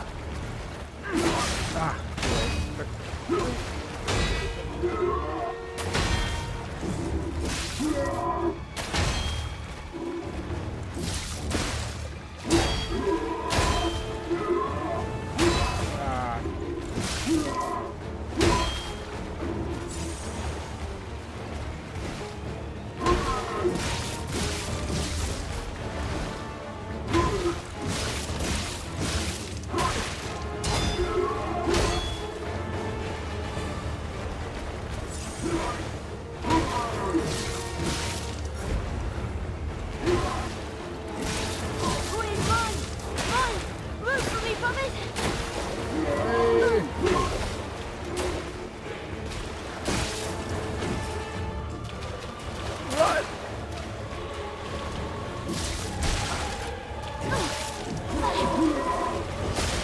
Damn, that came out a lot faster than I thought.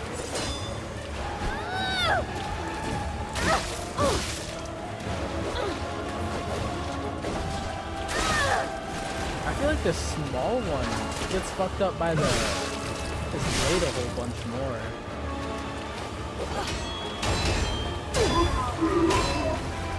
Ah, no!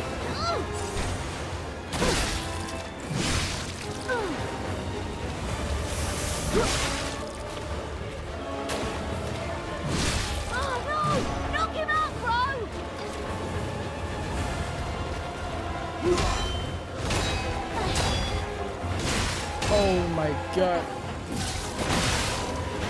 Ah, fuck! I'll make sure to recycle your...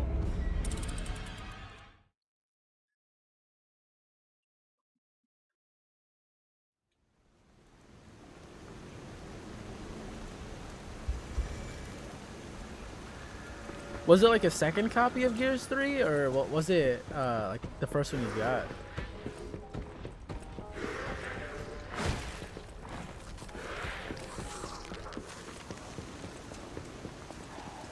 Hey.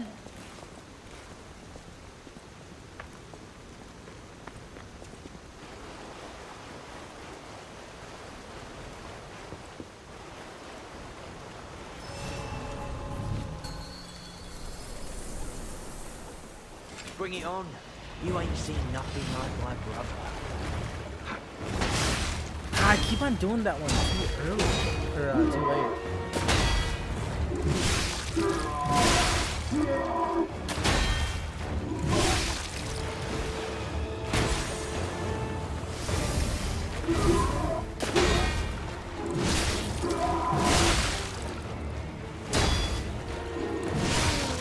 Mind if I'll make you that much fun?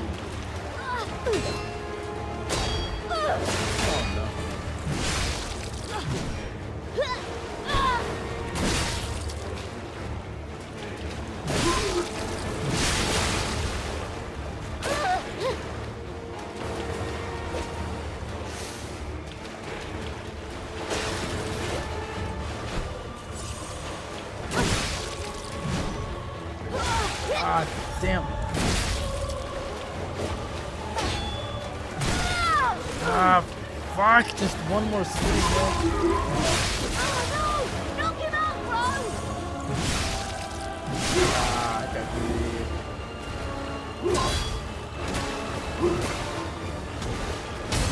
Oh my god. Look at it.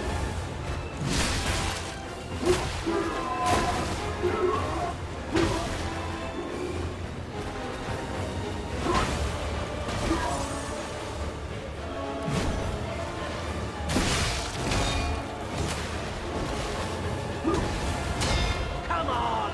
You played nice with the others. Don't you want to play with me? Right here. Up here. Right here. Yo. Yo. Alright, you move out the way. I gotta charge my blade. Out the way. Hey.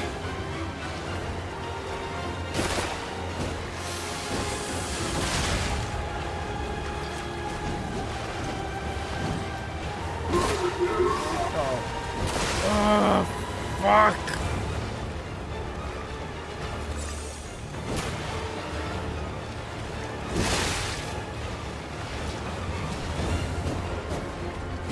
How many fucking times are you gonna spin? Stupid ass move. You didn't even do that with a spear. How about you poke?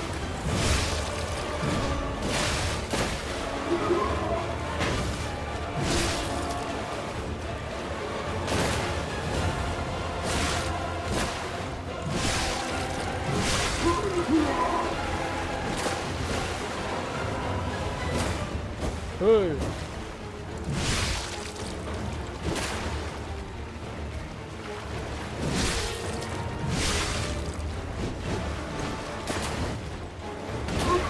Uh-oh. Whee! Perfect timing. I'm dead. Oh, I'm not dead. I'm dead.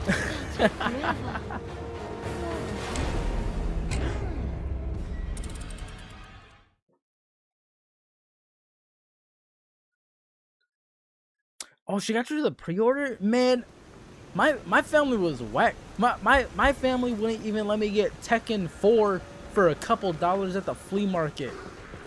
What the fuck? They let me get Tomb Raider Legends though. And Tomb Raider it wasn't Tomb Raider, it was X-Men Legends, and then another time it was like Tomb Raider. It was for the PlayStation 2, I forgot which one.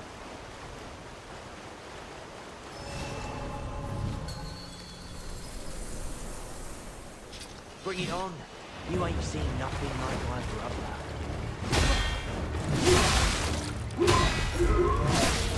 Oh my god, I fucking hate these bosses kinda. Like, what the fuck? It's just like randomly they'll keep on adding hits more and more and more and more. And it's just like a guessing game at certain points. Oh my god, and the dodging it fucking works. So I guess invincibility frames only work in this game if you don't dodge towards the thing. Sometimes. So when the game says so.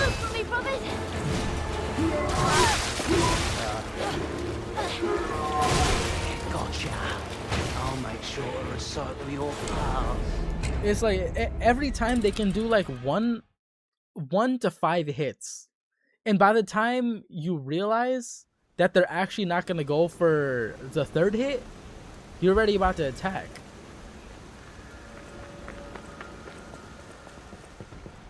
I don't know, I feel like having slow weapons against the bosses is like such a detriment. No matter how much damage they do.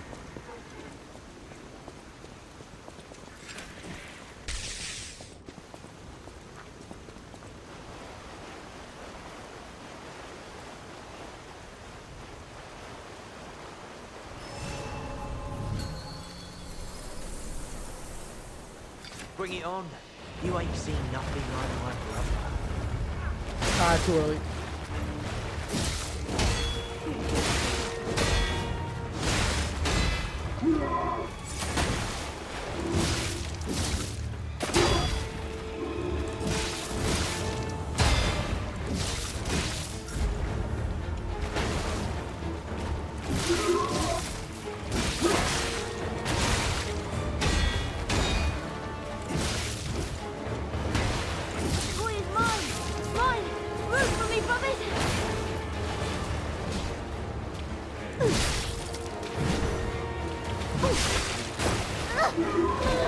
Oi.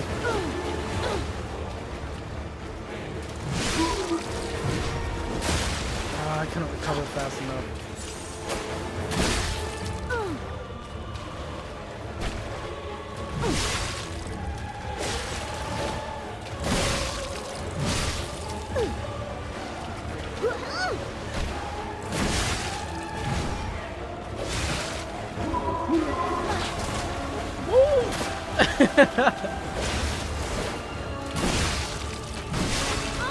Yes. Knock him out, bro!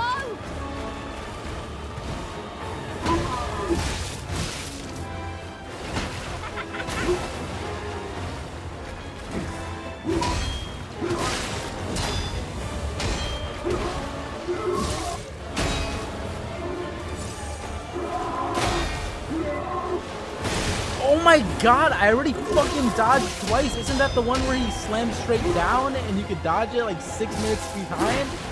What the fuck? It just changed its rules, just randomly fucking halfway through the fight. Okay. Unless it's just a different move I'm thinking of that looks almost the exact same. Or an animation that I'm confusing with it. Okay. Fucking cool. What?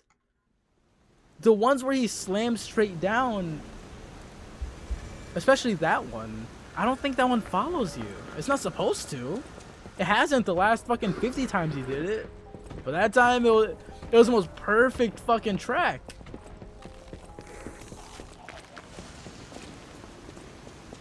That doesn't make any sense. I must be mistaking it with another fucking attack, because it looks the exact same.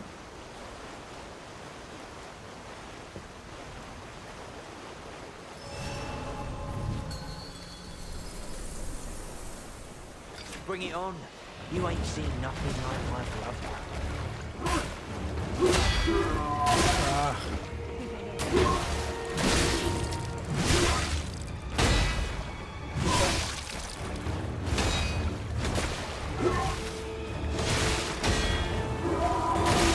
Ah, god damn. Couldn't recover fast enough.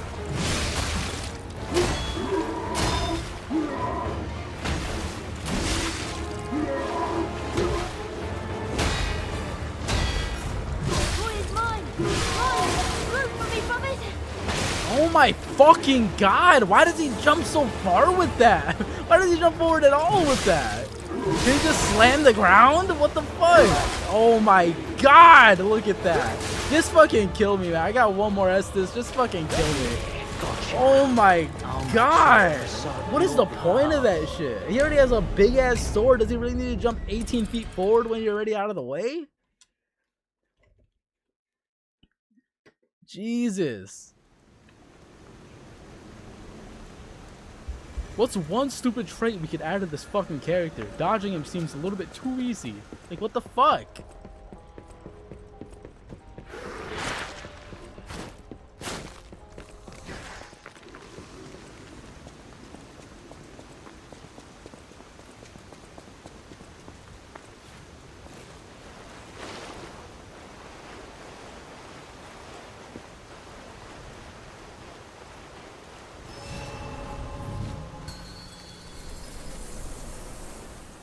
Bring it on.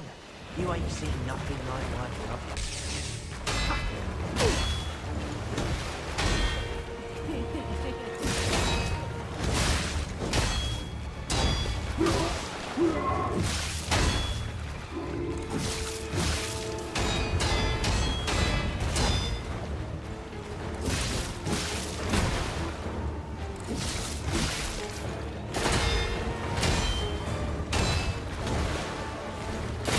I always forget about that one. Oh, I dodged it too late.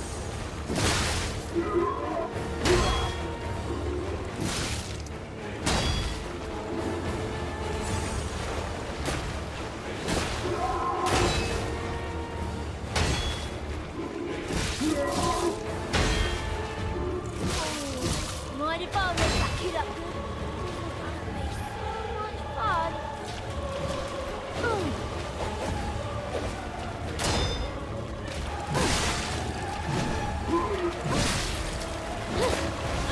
Woo. Okay, recover the stamina real quick.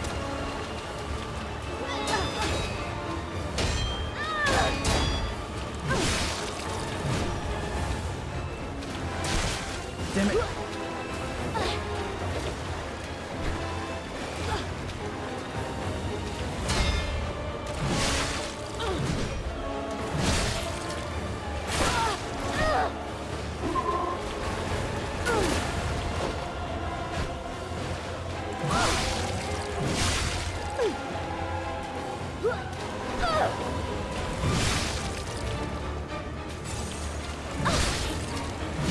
Oh no! Knock him out, bro!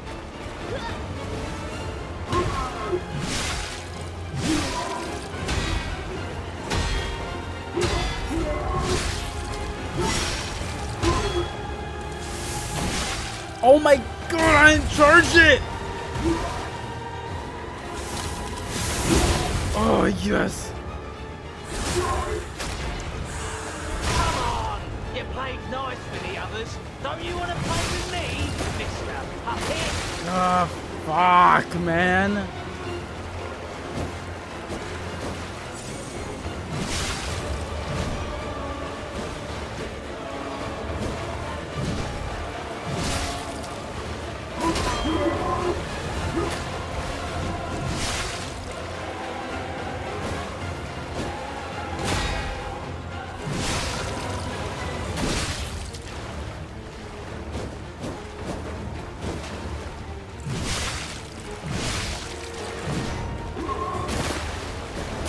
Damn it.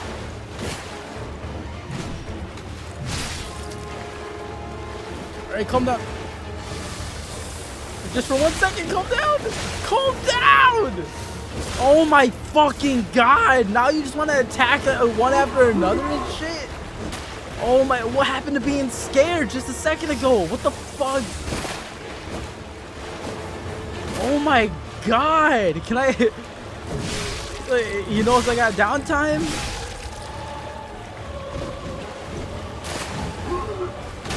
Uh-oh.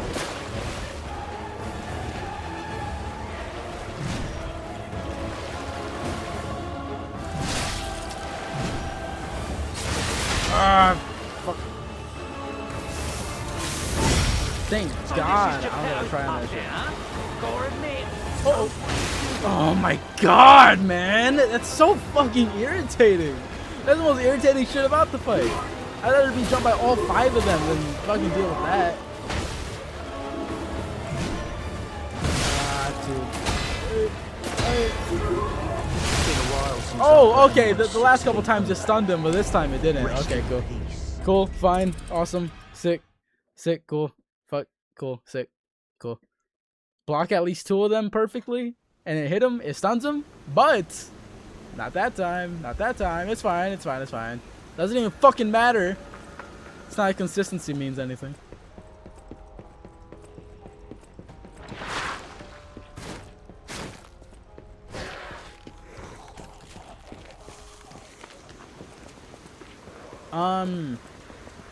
I don't know. I've only ever read one Tom Clancy book. I can't remember any of it though. But yeah, Cliffy B's comment about Hispanic characters sounding like Speedy Gonzalez, it does come from a place where Hispanic characters do sound like Speedy Gonzalez, but not in like real media. Kids cartoons maybe, which is like an issue in its own right. Oh my god, can you just recover, you idiot? And I don't know how many people were coming into Gears as a casting call doing a fucking Speedy Gonzalez accent. Unless you just think they naturally sound like that. Oh my fucking god, man. Oh my god.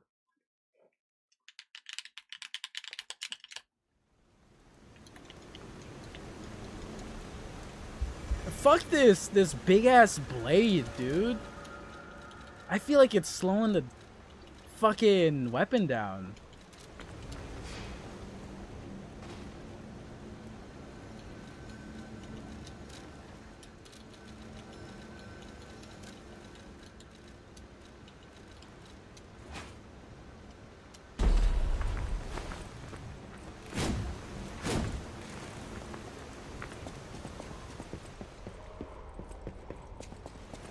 I don't know, what else can I put it on?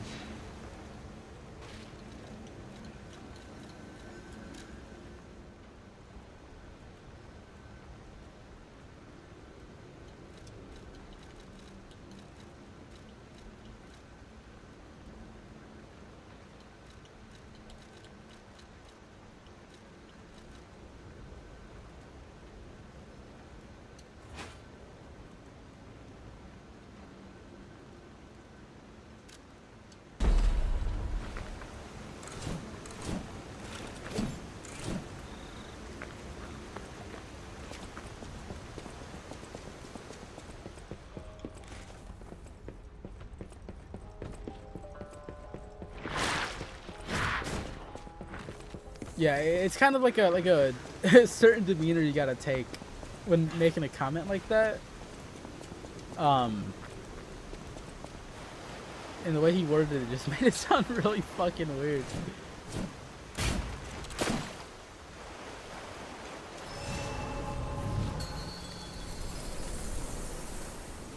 Bring it on.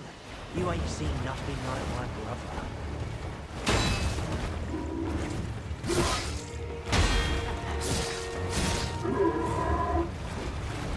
Whoa, whoa, what happened there?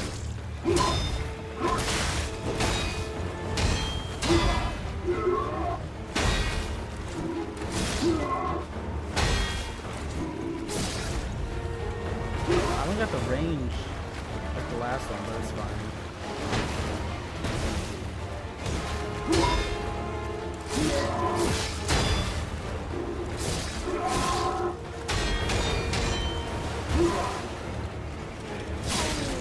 My father packed it up.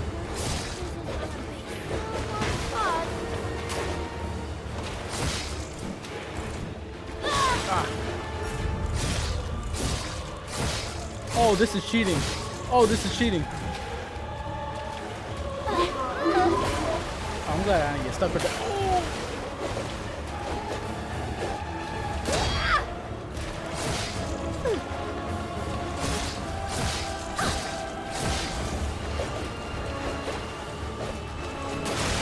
God damn it.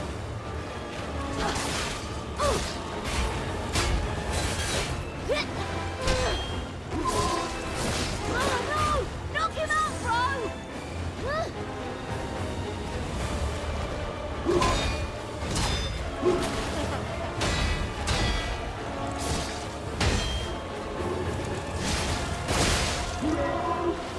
God damn it. Dodge slowly.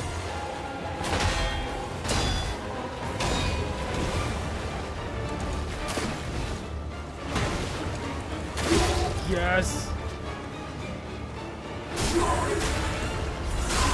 That's it. It's my turn.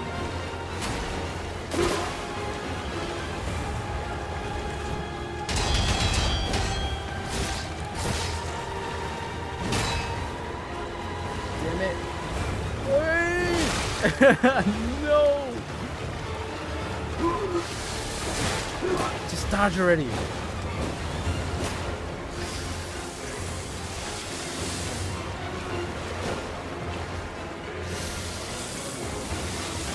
Yes. Actually.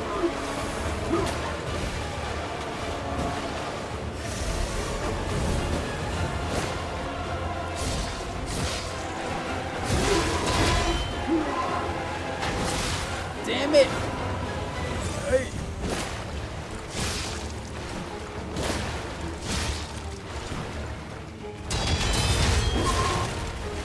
Oh, thank God he moved that shit.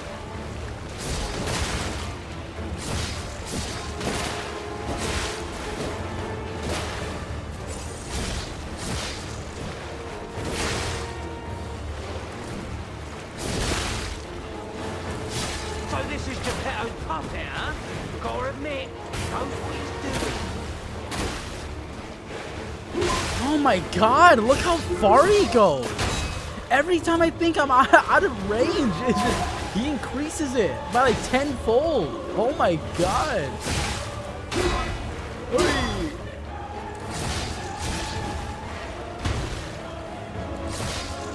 Yes! I just gotta get out of range. Oh my God, that was almost in range. Hey. We're good. We don't get extra points for fighting fair. Survival wins. Run! Run! Okay.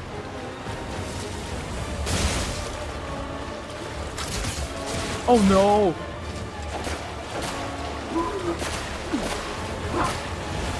Oh my God, how many attacks is he gonna have now?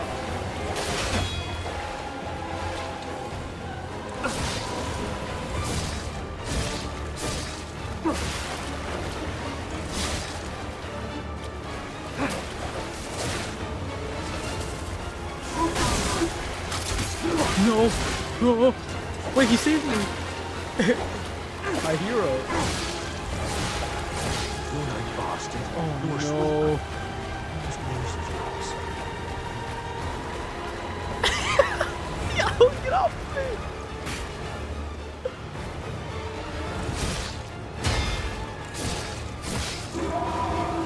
Wait, how many more brothers are there? No! Gotcha. I did it too late! No! I did it too late!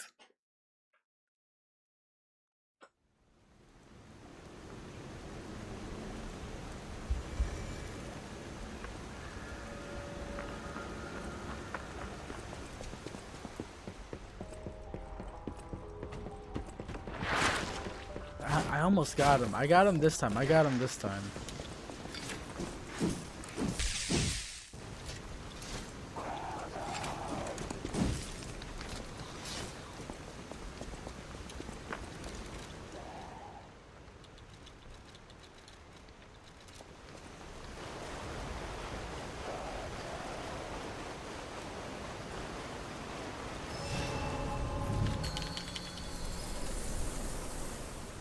Bring it on. You ain't seen nothing like my brother.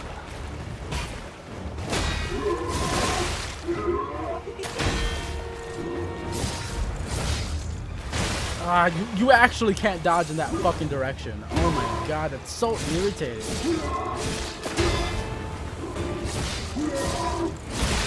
greedy. Mind if I pick it up? Fuck. So much fun.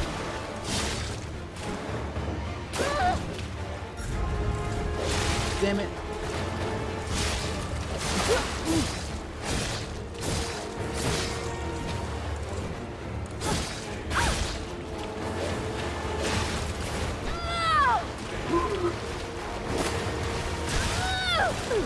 No. Yo, let me heal for the one time, please.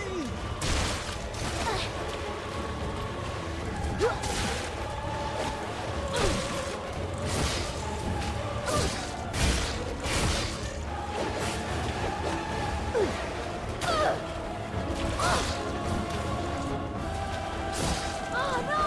Knock him out, bro!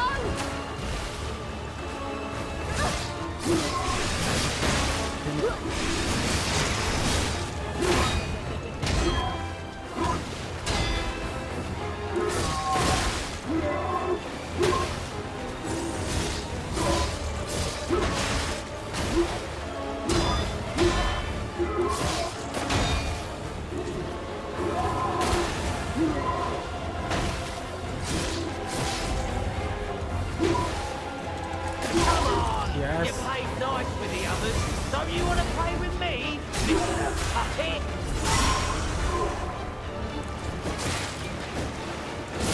Oh, I didn't mean to swap back to him. No, I'm gonna die. No, I'm not. Wait, I am. I forgot I had it back on the grinder. Oh my god. I forgot that I still had it on the grinder. Ugh, I got it. That was a mistake on my part. God damn it, man.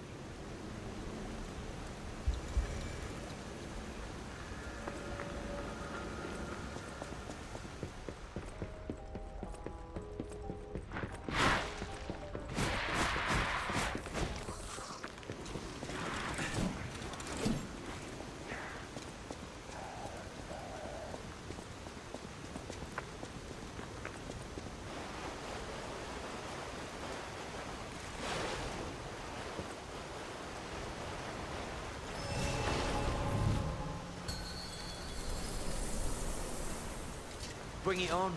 You ain't seen nothing like my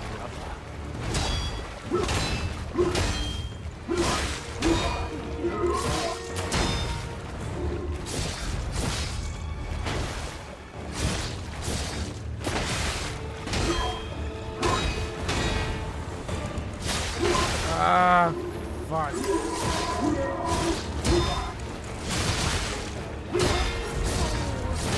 Oh my god, man. How many times I gotta attack him for him to stun? I feel like sometimes it's like 2 hits, other times it's like a million. Just kill me, just kill me, just kill me. Demonstrate the time. Who wants to watch this guy? I got so close a couple of these times, man. Oh.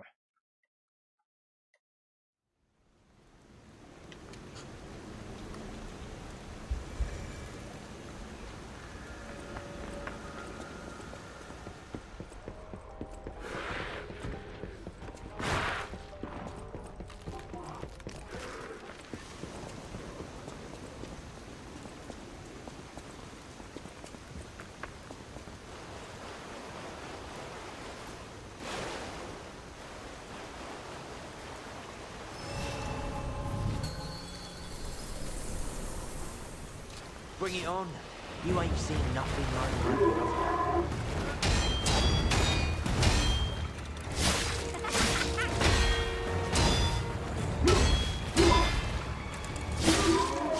Oh, I'm hit.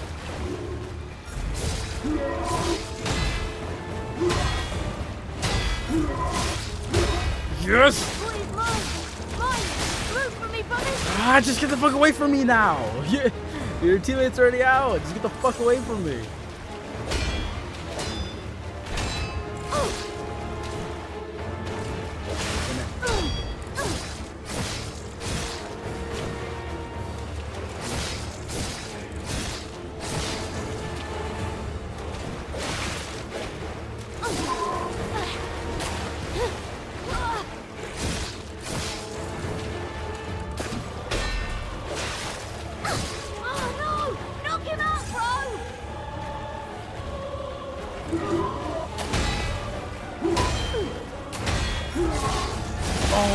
no.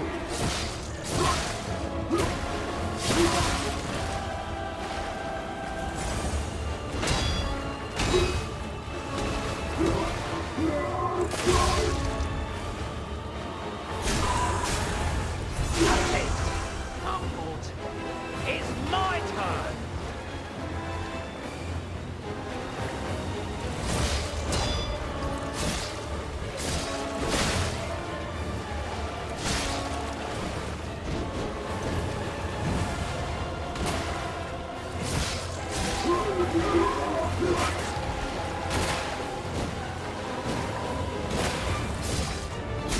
Oh my god! I finally got it!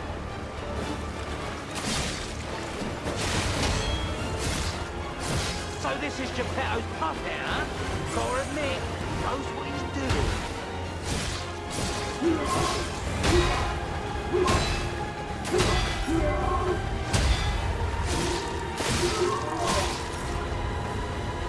Ah, too early! I gotta stop trying to risk that.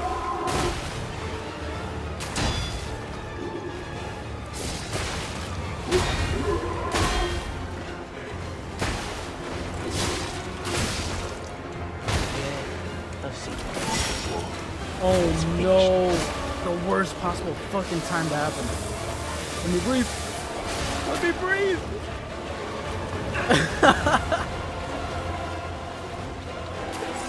Okay. You want a fence?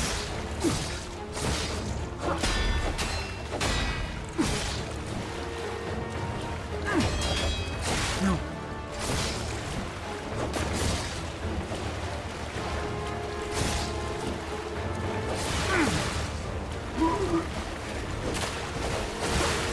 Damn it. Ah, he's kicking my ass.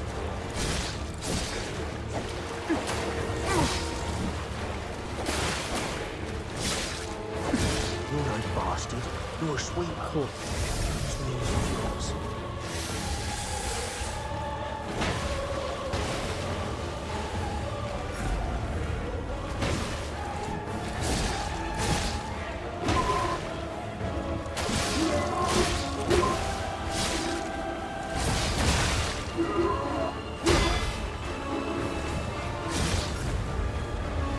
No, okay.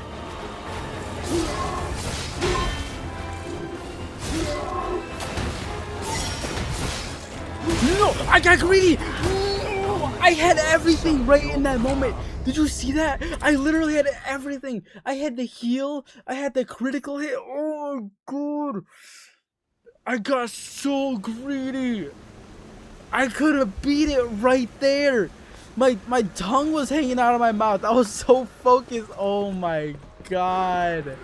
Man.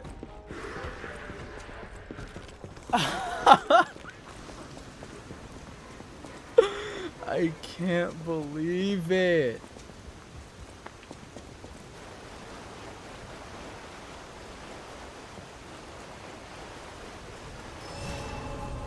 Oh, so close. Bring it on. You ain't seen nothing like my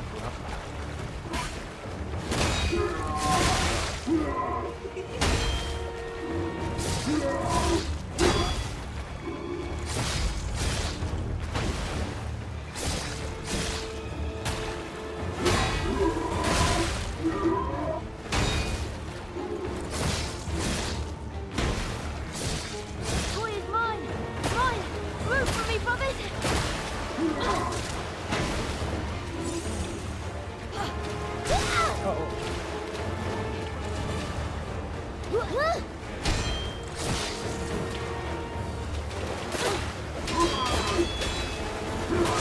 Ah, of course I hit behind him this time, not the other times though. Fuck.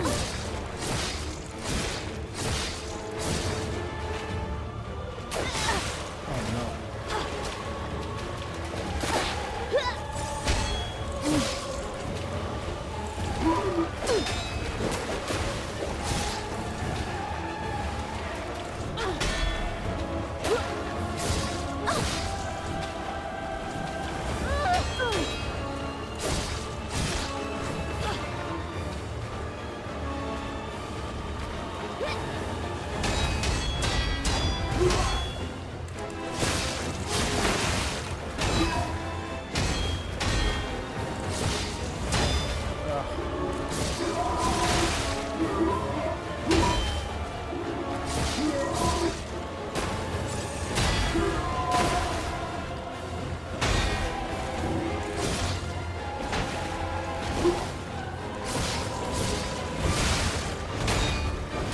Oh my god, man!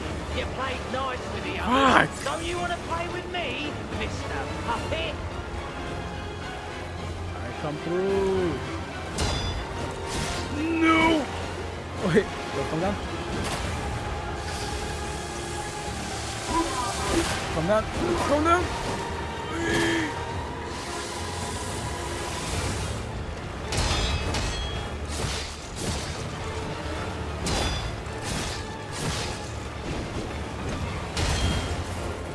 Oh no.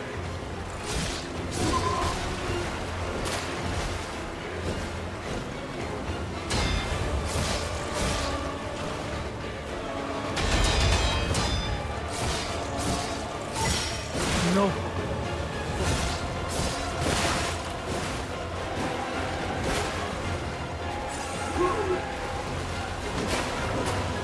Okay. Okay. So this is Geppetto's Yes. puppet, huh? Okay. Gotta admit. You can sit back there real quick. Real quick.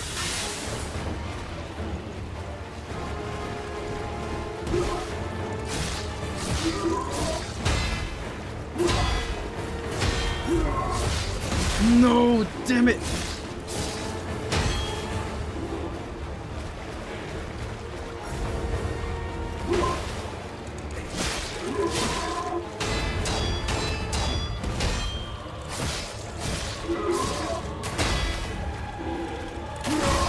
Yes. Extra points for fighting fair, survive and win. Hey! Hey, you? You're getting the fuck out of here! You're getting out of here!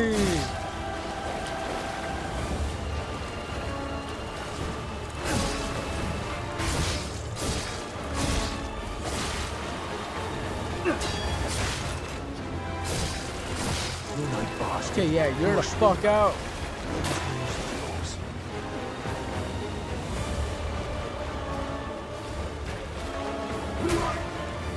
Alright, brother.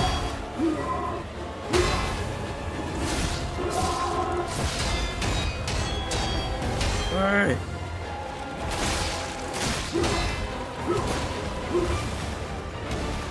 Oh, get the fuck off of me! Quit attacking!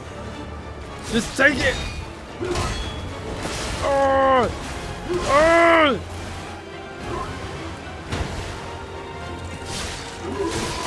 No! There was a sneaky one! Oh my god!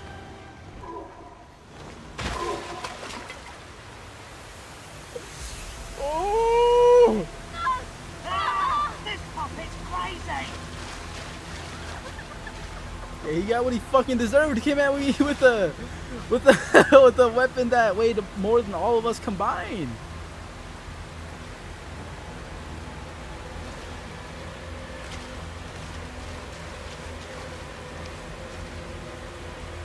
Oh, does that mean I'm gonna grab it? Please. No, man! I fucking hate this Damn one. you. You'll pay for that. I want that weapon. Oh my god, I didn't get the weapon. All that for no weapon? What'd I get?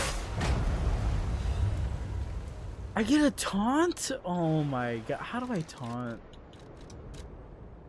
How do I taunt, dude? Controller.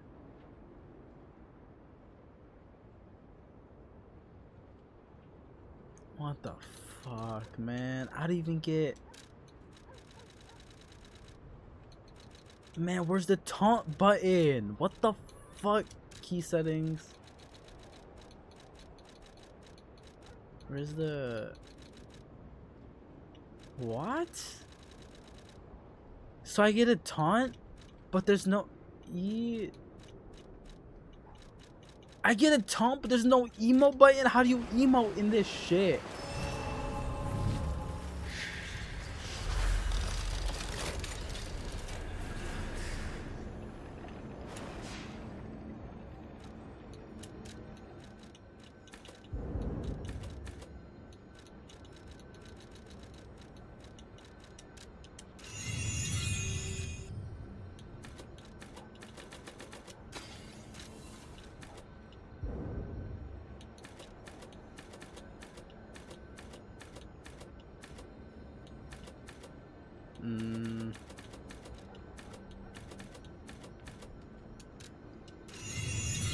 Actually, let me level up a bit.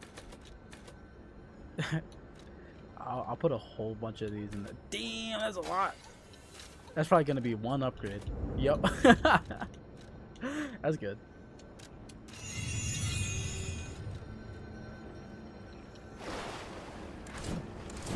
Who knew this weapon was the key? Wow, wow, hey, whoa! This weapon's sick.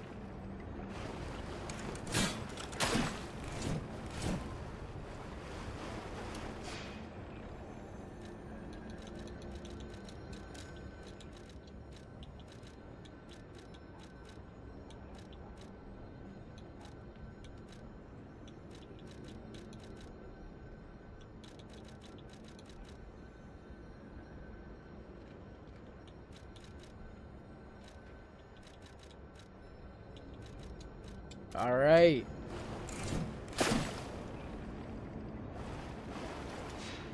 I'm gonna go to bed. Oh my goodness. Oh my goodness. That fight took so much out of me. That was upsetting me. I had to wild out. I had to wild out. One second. Where the fuck? Where's the fork?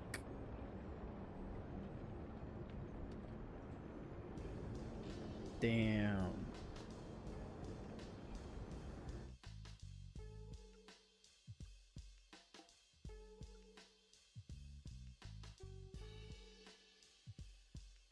I didn't even realize how late it was either.